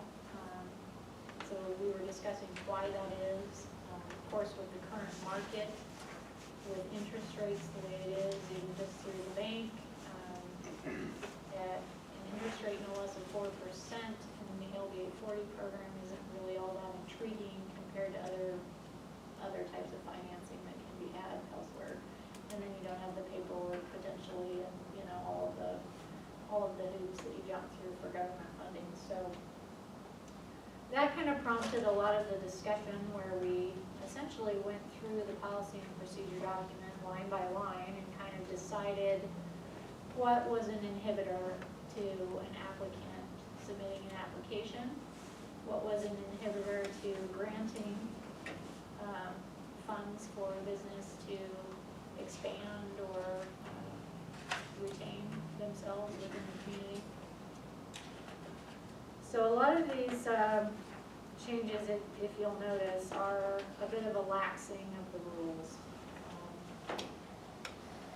Don't necessarily want to go through them line by line because you have them in your packet.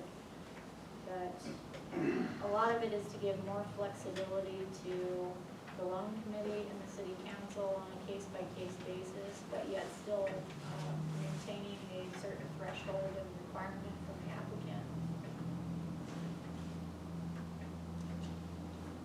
I guess right now I'm specifically referring to the policy and procedure manual.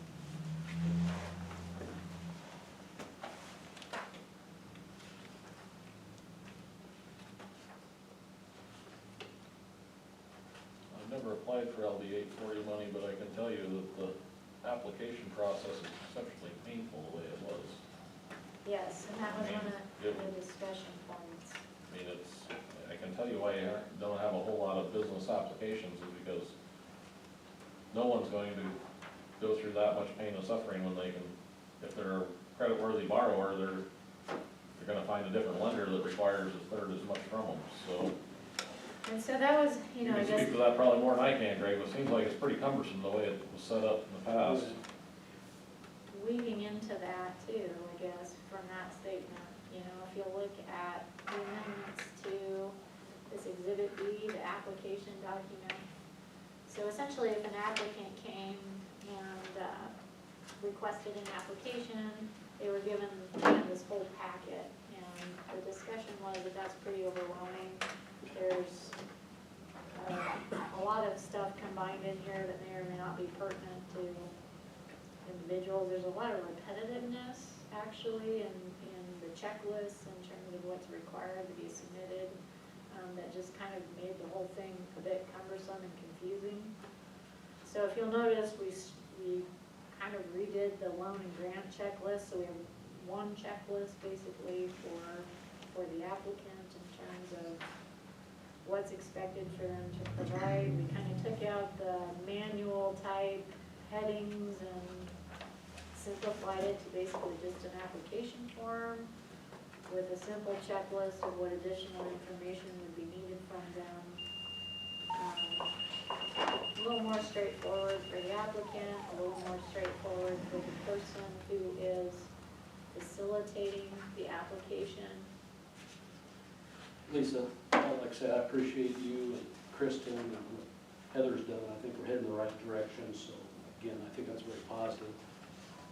I did not have time to review all the additions, corrections, or subtractions in that policy manual. Again, time-wise, if I understood you correctly, we're looking at a couple applications that we need to get something done with on the facade area, is that correct? Well, I'm willing to go through it in this meeting if you'd like. We do kind of need to get going, unfortunately. I know it was sort of short timing, but we have two applications that I'm aware of anyway that are kind of in the waiting for council Sure. to get something approved that can be used. And Can we approve that portion of it and maybe wait on the balance of it until the May meeting to make those adjustments? Is that possible? Because I understand, like I say, the authorization on behalf of the property owner. I think that's straightforward, easy to understand. The facade improvement grant application, again, looks straightforward. I didn't have any issues with that. The checklist, again, that is not, this one's not for facade, correct? That's correct, that's just for a loan. This one is for facade then, correct? That's the procedures and somewhat the checklist? So sure, let me just give you a quick overview then, so everybody knows what they're looking at. So essentially what we will have, should this all be approved, the way it's being presented. The CARC originally had recommended, that we kind of condense everything and have one application document. I think in theory that was a good concept. Actually, that was kind of by my suggestion to try to clarify and make things more concise. But in talking about the actual practical movement through an application process, including the individuals who are working with the applicant to compile the application, it really came came to light that sometimes concise in one document is actually more overwhelming and not as concise in the end. So, based off of those discussions, you know, this is a pretty straightforward document that you can hand out to somebody. It's a one-page document, it's a micro grant, we don't need a lot of information from that individual. So, you know, basically for Kristen or the NCDC, when they're facilitating such a request for an application, it's one document for the applicant and one guidance document, and Kristen herself uses this guidance document as well. So this tells the applicant what they need to attach. Kristen then knows when she's checking, make sure she has a complete application, it's pretty straightforward, whether it's there or not, and then it goes to the loan committee. That's pretty straightforward. So anything that's not facade under this proposition would fall under this document, which will be a loan and or grant general application. And the checklist that is attached to that document is what the applicant will use for that loan or grant process. If it's a loan, Kristen and the loan committee will use this document to make sure that the information is attached. This checklist is for the applicant, this checklist is for Kristen and the loan committee and the city to have in our file. Do I understand you that Attorney Sickett went through this to help? She did, this was her suggestions. Has Attorney Sickett, have you got any, before when Mr. Arns from the bank and myself did the checklist and developed them from scratch, we did what we thought was the minimum amount that was needed to protect the city. Is Sickett ready to certify to us that what they have will protect the city on these loans? She did, she reviewed this, and in fact, there's two amendments to this file checklist. One was, basically title insurance commitment on a loan closing was already listed as a requirement, but her suggestion was that if title insurance had already been provided by the applicant, that it wouldn't have to be redone, that we could accept that. And the other suggestion that she had made was that perhaps life insurance could be a possibility for a loan guarantee. So we added that on. That's what's proposed anyway as the amendment to the checklist. So essentially what we're gonna have now is we're gonna have one application and guidance / checklist for facade, one application and checklist for everything else. And that's what these amendments are proposing. Questions, comments? I do have a question. Lisa, back on to the policy or process and requirements of the facade grant, your guidelines. At the very last part, expenses that are not eligible for reimbursement include rental of purchase of tools, machinery, and equipment, and you're deleting or labor provided by the applicant owner.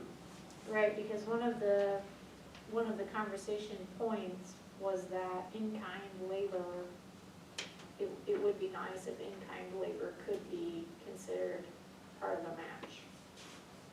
Okay, a match, I understand, but this says expenses for reimbursement, then you're gonna be paying someone for labor. There's a difference in that, is there not? Because again, expenses that are not eligible would be labor, unless it's in kind, correct? Oh, I see what you're saying. So I think we gotta leave that in there, otherwise we're contradicting what we're saying in the beginning here, in kind, if that makes sense. Okay. That was the only question I had on that one.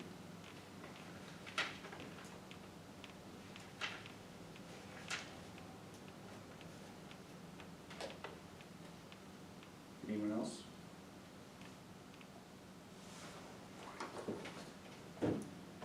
Like I say, I haven't been through all the other add and subtract stuff. I mean, I just haven't had time. that'd be okay. Go ahead, Kristen. Did you guys have a minimum?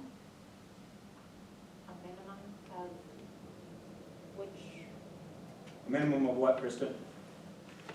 Sorry, we're having a lot of, I don't know, but on a past application, we had actually had a minimum of 5,000. That was in the first paragraph, but it's been deleted. it's 10. Right, I'm asking, the only reason I'm asking is I know after looking at a few more communities, some of them have put a minimum, and I'm not saying it's 5,000, but do you have something, Lisa, or are you okay with any amount coming in? I mean, you're the one that'll be doing all those minimum reimbursements.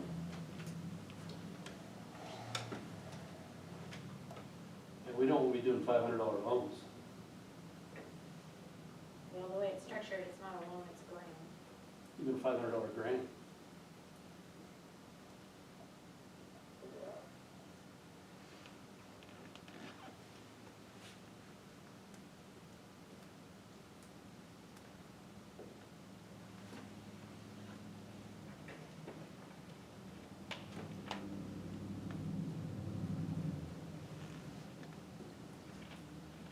Well, I guess my only thought on that would be that, you know, the city will have a cost in grant closing. So we, you know, we don't wanna, we need to at least make it worthy of the grant closing, I suppose.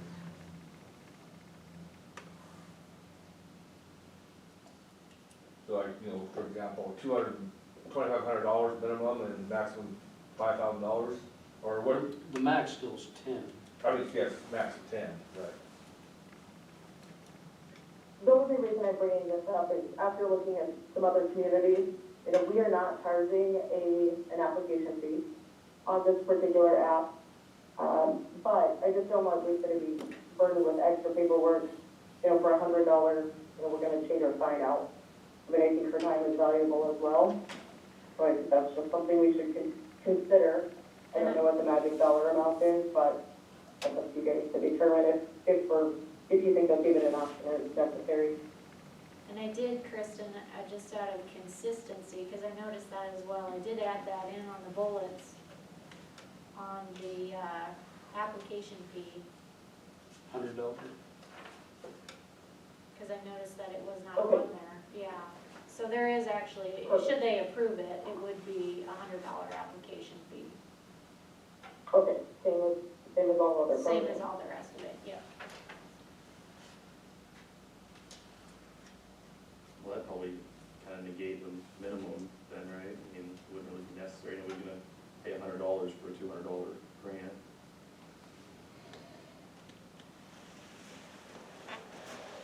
Somebody will. Well, you can, I think you need to be at $2,500 minimum. Anything less than that isn't worth the loan committee's effort, Lisa's effort, and everybody else's effort along the way, I think. Would there be, I feel like there might be opportunities for people though, at smaller increments. I mean, even if it's just little stuff, you know, it'd be nice to, we talked about getting that money out to the businesses. It has to be exterior too. we're talking facade, so what are you gonna fix up for $100? It don't Two take panes much- in your it don't window? take much, $2,500 to do anything on your building. If you're gonna do anything of any magnitude other than smear paint on the wall, it's gonna take. Like she said, you know, replace a sign or do coat paint or something. I don't know, just my opinion. To keep this moving forward on the facade part, if I may, I would make a motion that we approve the authorization to submit facade improvement application on behalf of the property owner. I'll make a motion we approve the facade improvement grant application. And I would make a motion to approve the process and requirements, leaving that in the 10,000 maximum, $2,500 minimum. And also leaving in, at the end, or labor provided by applicant or owner under expenses, I'd like to leave that in. I would make that in a motion to approve those items. Is there a second for that? I will second that motion. First by Greg and second by Tony. Is there a roll call? Greg, Aye. Skylar, No. Tony, Aye. Brad, Yes. 31. do you want to go through the policy and procedure manual? Do you? I mean, Honestly, it's up to you guys, I feel like we discussed this a lot at meetings. I know. I just like to say, I haven't looked through it enough to give an opinion, yes or no, of what you guys have added. Again, I appreciate the time. you Everything that's put in. in red has been added, is that correct? It's either deleted or added, if it's struck through, Don't like- it's a Okay, all right, so if deletion, it's red, it's been a change one way or another. if it's underlined, it's added. So that doesn't mean that like on this, does it, Lisa? Line 2 on exhibit B, It does. that's out. Is that correct? Yeah. Okay. Because it was kind of, originally, these two things were one document originally, which was kind of ridiculous to hand out to an applicant. So, you know, I had basically separated them out so that you didn't have to hand out all of the policies to an applicant, because that's not necessarily something they need to be concerned with. So that's why it looks like a manual, shouldn't be. So we decided to scrap these divider pages as part of the application. They don't need to be in there. The loan and grant checklist, we just simplified, basically saying that for any general loan and grant, we probably want to see 3 years worth of financial information, project overview and budget, and then what other information could be specific to certain corporations or companies or partnerships, but we didn't need to repeat everything that was in similarity to one another, if that makes sense. So, there's an annotation there that the facade improvement is a different application and guideline from this document that we added in to make it clear. And then we basically deleted everything until page 10, which is the actual loan and grant application. And then what we did is we removed any wording that was specific to CDBG funding, because for those of you who have been here for a while, you would recall that the loan committee was the CDBG Economic Revolving Loan Fund Committee as well. And so it was, at that time, the application was one document, so it was meeting LD 840 and CDBG needs. Now we don't need to do that at this point in time. So we've taken out anything that was specific to CDBG that really didn't have anything to do with LD 840. So that's pretty much all of the strike-throughs on pages 10, 11, and 12.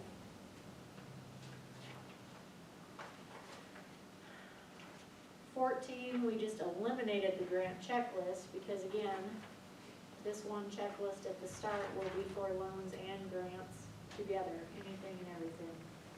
So it was a duplication. A lot of this in this document is just duplications. Loans and grants were separated, but all the wording was repeated between loan, between grants. So the theory behind it is combine them into one for loan or grant, delete the other, just get rid of the cumbersome. Everything else is basically the same. All the registries and the certifications remain the same. Certifications and authorizations. We're just getting rid of duplicity. Comments, Rod? Do you have any comments? Like you said, you I worked haven't on. seen the document, Oh, so I can't comment. Yeah, sorry, this was Heather's recommendation. oh, but I thought you got part of the pack. Rod, Yeah. I typically don't send Rod a packet, Oh. because Rod charges me $200 an hour to review the packet. Sorry, Rod. I only We solicit need- when I need We you. need to raise our price here. All right, So we hired Lisa, we hired Heather, and then we suggested Kristen and Lisa sit down with Heather and go through this. to make their recommendations, and this is what they're coming to council with, right? Correct. And sounds like maybe those three are okay with these changes? Kristen can speak up if she wants to, but I think so. I think we're all on the same page. Go ahead, Kristen.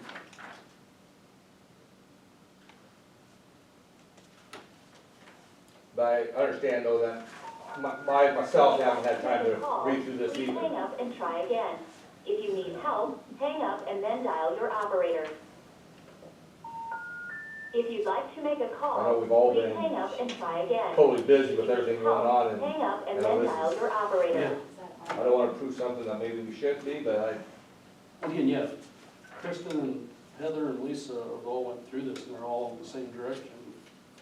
I don't have a problem with Yeah, it. But I wanna make sure that, you know, we're not coming back in 2 months from now and say, oh, we gotta change something again. Well, that's just it. I mean, I feel like we've had several little changes here and there. Yes. So the hope with all of this is now we can get out just on a good footing, we're all on the same page, and just move forward. Like Greg brought this up earlier, I'm really comfortable that we got Heather on board and you guys were able to spend several hours, you and Kristen, several hours and discussed it. And you're all, seem like you're all three on the right page going forward and happy with this, so, I guess I am at this point, then. I think it will be helpful for her, for Kristen, for myself, for the applicant. I think we'll be on a good footing. I've got, Kristen must have got cut off, I've got her here, do you wanna just put her on speaker here, I can bring a phone up, I'll keep my 6 feet away, but I'll just, Kristen, I'm gonna put you on speaker here on my cell phone, hopefully people will be able to hear you, so I think you're live. I know Kathy could hear me, but I don't think the rest of you could. I guess my main question is, has Heather had a chance to review this final document? No, I guess I didn't send it to her. I sent it to you, and I used off of the notes that I had taken from our meeting. To me, it felt like beating a dead horse a little bit, but, you know, we've already spent $27,000 on attorneys, so I didn't think it was necessary, but that's certainly something that can be done. Is Heather the one that put together this document? that Well, we went through it line by line I took the old document, went through it. Okay. and took notes on, you I know, think what the we were Stoll gonna law change. firm out of Ward probably put it together originally, didn't they? The practice and The procedure. only thing I really noticed, Lisa, that I caught in one spot, you know, we had referenced giving priority points. Yep, So specifically, like on that wage rate, I think it's section 3.1.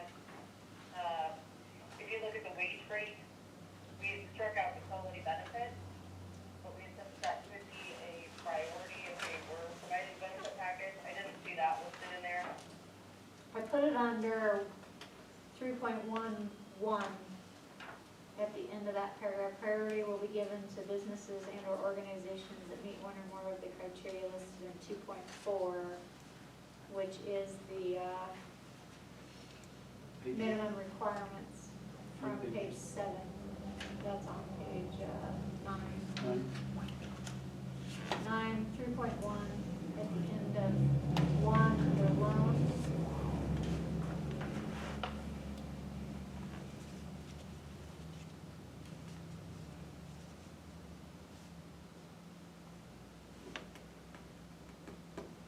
And I put the same wording, Kristen, under, on the grant side. That'd be 4.1 on page 14, under project amount. Great, we made those two the same to be consistent. Yeah, to try to keep them the same. I think we've got a couple of review committee members on. Has anybody from the review committee, do you guys have any questions, comments?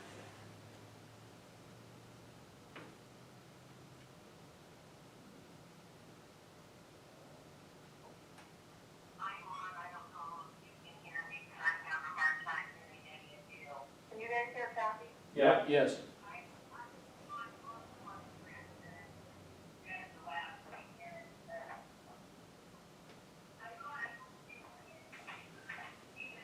I can't hear you now, Kathy.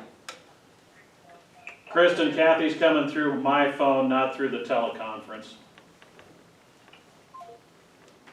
Whoops. Did she hang up on me? Yeah. See if we can pick up Kathy on the other. Yeah. She made them both mad.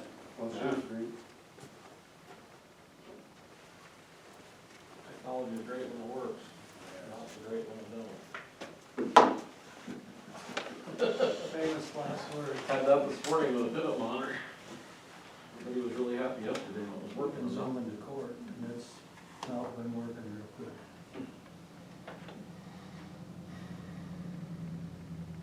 It was hard to beat face on face. Necessary, I think, in the justice system. Gotta look at them in the eye. You can tell somebody's wearing these things for a project. So, Body movement. So we want to move on to item H then? Well, Chris has sent me a text.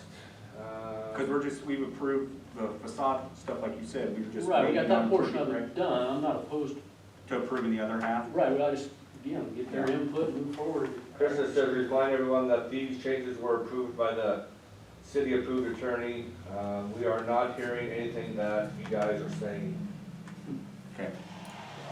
I think at this point, it's just up to you guys if you wanna table it, so that you have a little more time to review it and ask questions, or if you wanna approve it, or if you wanna. Chris is- I think, I'm just saying, if we don't approve this, you know, can everything else move forward that we have applications for?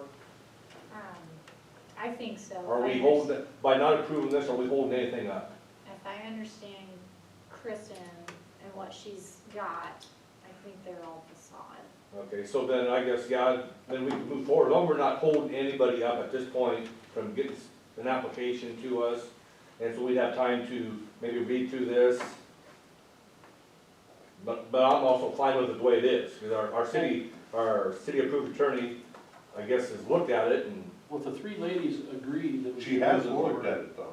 She hasn't reviewed. well, they sat down together though, and, But they haven't, she has not reviewed the final. no, she has not reviewed the final. That's correct. We can have her review it and No, move it's fine, forward at that's the what I next said, council meeting. if you'd rather table it, it's fine. I'm not sure it's gonna hold up what Kristen's sitting on, if Okay. that's, makes everybody. As long as they don't do that, I'm fine then tabling the procedures. Greg, are you talking to Kristen? She just said Kathy and her both got cut off, so. I wonder if it's. Well, but it goes back to, just like they said, if we can get the OB 840 attorney to look at it, she's good with the changes, these girls are good with the changes, then we can move on.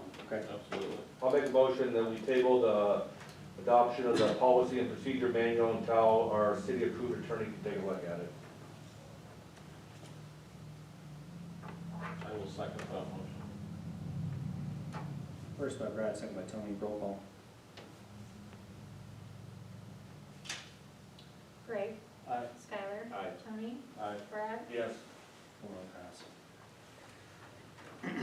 Item H, discuss and consider the temporary amendment of regular city council meeting start times for June 2020 through November 2020. So do you need to go that long, or? No, I do not need it to November, but if we could go through, if we could do June through September, that would be great. And that, So, if it can't be changed for other people's deals, I'll do my best, but my reality for June, July, and August is being here by 5 o'clock is difficult at best, when most days I don't know where I'm headed when I get to the office, so. You know, I really like having it at 5 o'clock, because I have another meeting at 7, but I'm willing to keep you here and not to interrupt your business. I'm okay with, 7 o'clock till, We can do those, would be 3 meetings, June, July, and August for sure. Those would be the biggest ones for me. So what time we talking? from 5 to 7. To 7, okay. Don't we have to go with what's on the agenda? Is that what we're voting on, or can we We change can it? amend the motion however we want. I think we can go for it. You can amend it. Okay. Is there any objections, comments, concerns? And so, anyone well, want what to, the hell, if you make the motion? Tony, make the motion? You gonna first that, Tony? I would make the motion that we move the meetings, the city council meeting start times for the June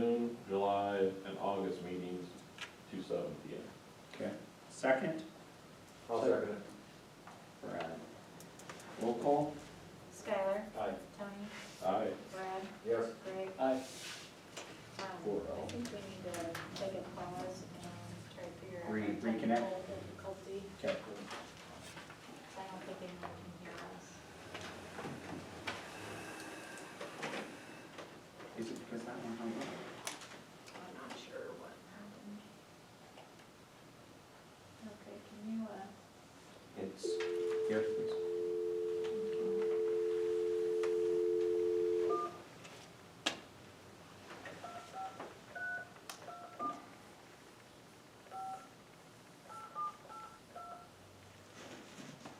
Welcome to Zoom.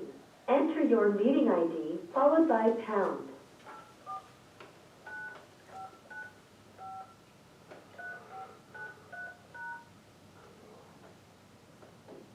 Enter your participant ID followed by pound. Otherwise, just press pound to They're saying continue. teachers are using. 445. On that, 827. hacking in, and the teacher thinks she's in control. You are in the meeting instead now. it's There some- are Some 2 guy participants spelling in the racism meeting. and all this This kind of meeting stuff. is being It's recorded. Good. It's a mess. Mhm. you want to hear We us should have bought now? stock in it though before it all started. Here, Kathy.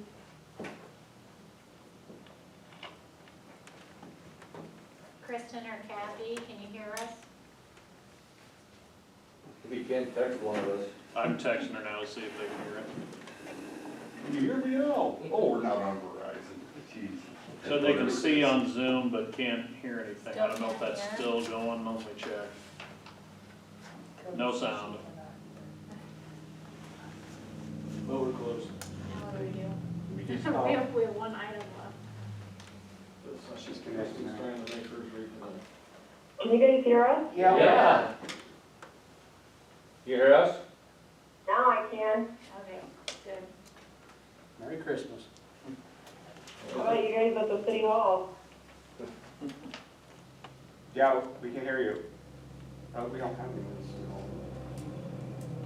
I don't know what's going on. Kathy, can you hear us?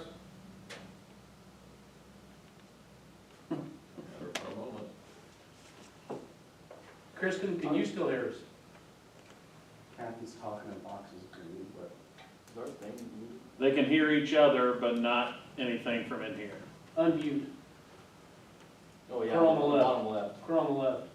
We're- Bottom left. We're muted. Phone. Right there. Can you guys hear us now? I can hear you guys now. Kathy? I did hear. Yep. Okay. Okay, we're all back. Alright. All right. We figured out what button we had pushed wrong, I think. I swear I didn't do it. Okay. Sorry. Some technical difficulties here, but we're doing our best. We'll have it all ironed out by the time I get off city council, I'm sure.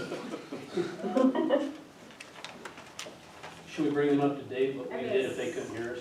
So, basically the facade application, guidance document, and authorization were approved, Kristen, with those minor changes, which I will, get you the final copy tomorrow via email. And the rest of it, we're gonna table till May. We'll have Heather take a look at it.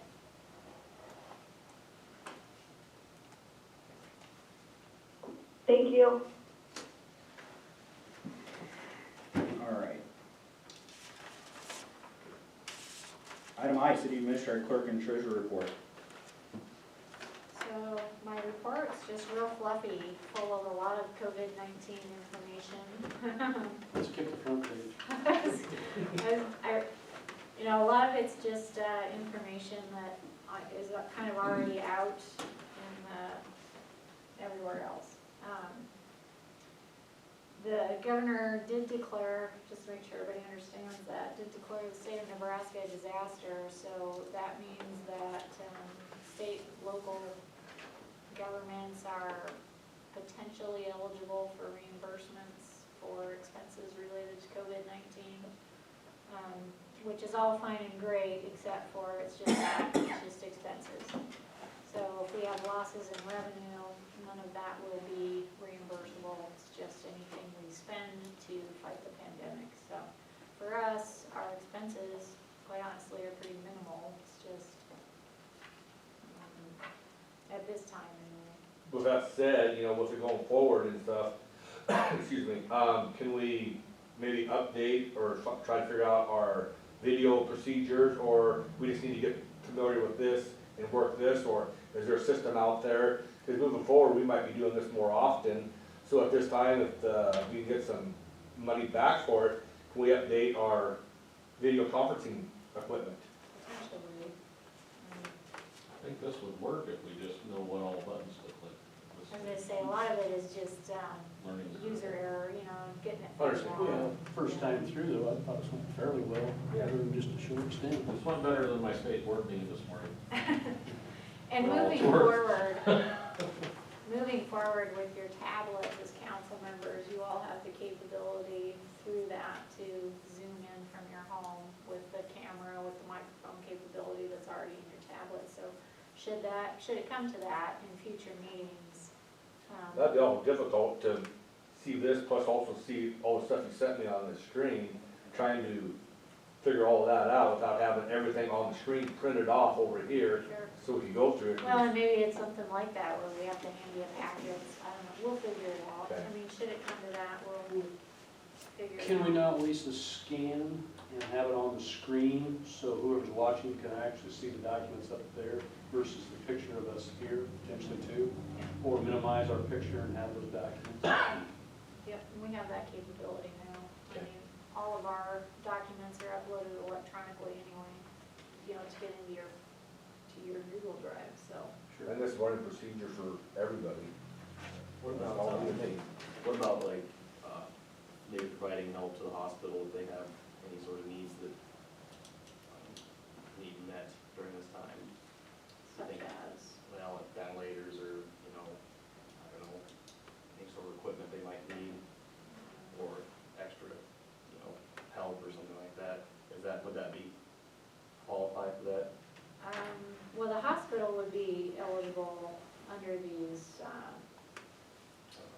you know, under the federal funding packages, hospitals are in that as well. And I think John Warner's well aware of that, and I think he is looking into stuff like that. And I think Governor Ricketts is working with, I don't know, probably there's associations, I'm sure, that the hospital is members of that, you know, is disseminating information.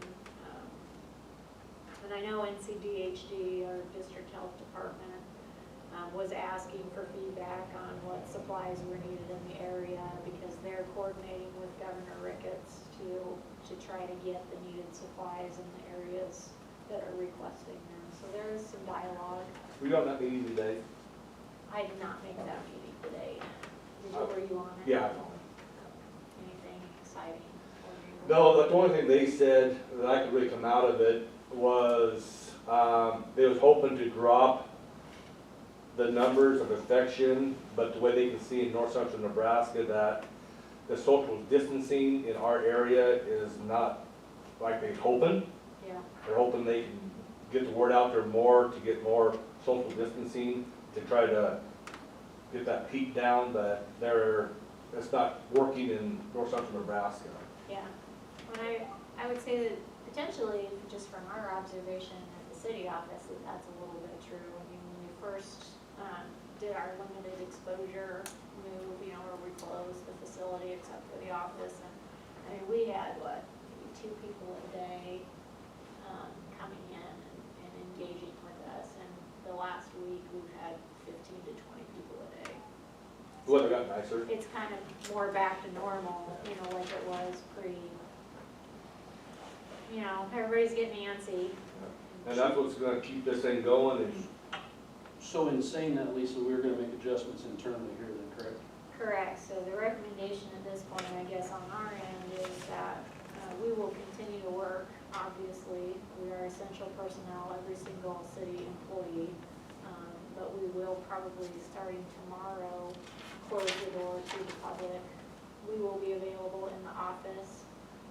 Anybody can still call in that needs anything. We will be here to answer your questions or do anything and everything that we can through email or electronically. We will still run like we always do. It's just we will not be open to the public to take payments and being essential employees and such, if the governor would happen to do the next step, stay-at-home order, have you guys been prepared for that as far as getting your employees the document they need to carry with them in case, I haven't yet, but Okay. yes, I'm aware of that, Okay. so, we've had some memos and some meetings and things with staff, and staff should be aware that we're all essential personnel. We're such a small staff that it's really not, we're kind of in that conundrum situation where, when you're starting to go out on work, we've only got about 2 people to a department anyway. And a lot of our physical jobs are gonna be 2-man jobs, at least for worker safety. So for us, it's not super feasible to continue to do what we're doing and make one-on, one-off kinds of situations. Now, if we have to go to that, obviously we will, and then we'll have to make accommodations to what services we're. And I'm not What sure work we're if, doing. being a small community like we are, if that paperwork really is going to be needed where our law enforcement anyway knows us and where we work and stuff like that. Well, and I think that would also be pretty limited to just one department. I mean, as it stands now, it's pretty much the water department that has contact with the public anyway. Most of our other departments don't typically need to have interaction with the public, Garbage does a lot, not Services, necessarily though. with the public, but I right, but mean, they touch, like everybody in town touches the same bags they touch. Sure. So that could actually. but I mean, in terms of documentation that they're an essential personnel, it would really just probably be the water department engaging with the public.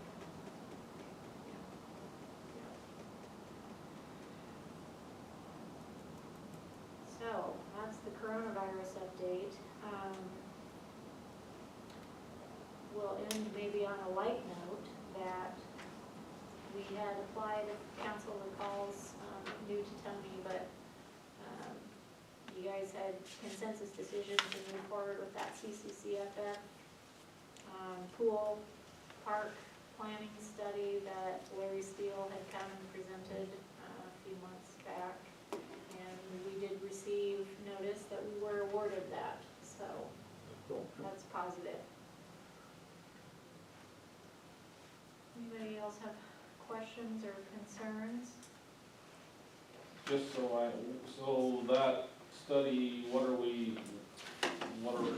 they, obviously it's the pool and the park, Yep. but what are they trying to determine with that study? That's Sure. my question.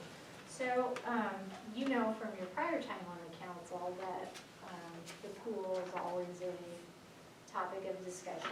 The big holy formula. I'm familiar with what the It pool is. is an expensive amenity.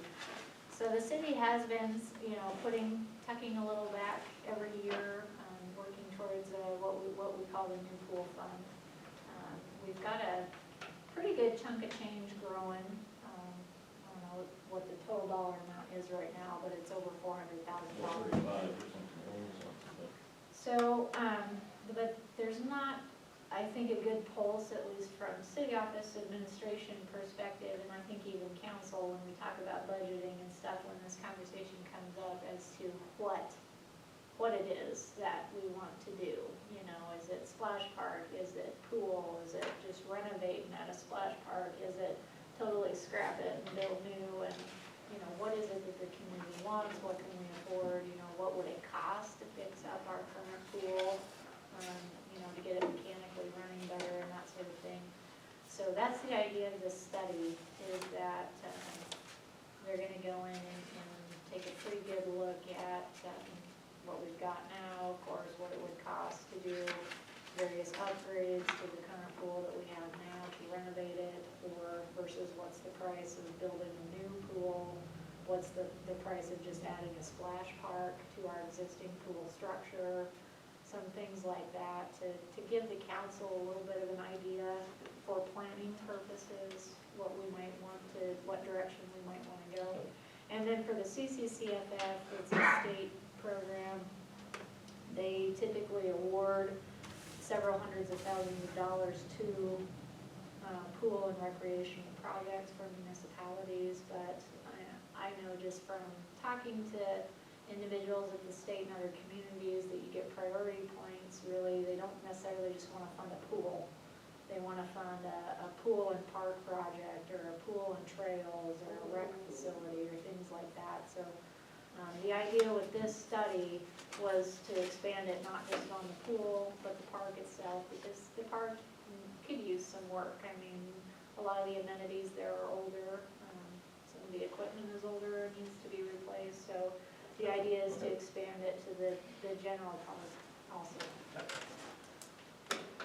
And it's a 50% matching grant, so at this point, the grant's $3,000 and the city kicks in $3,000 for a $6,000 total project cost.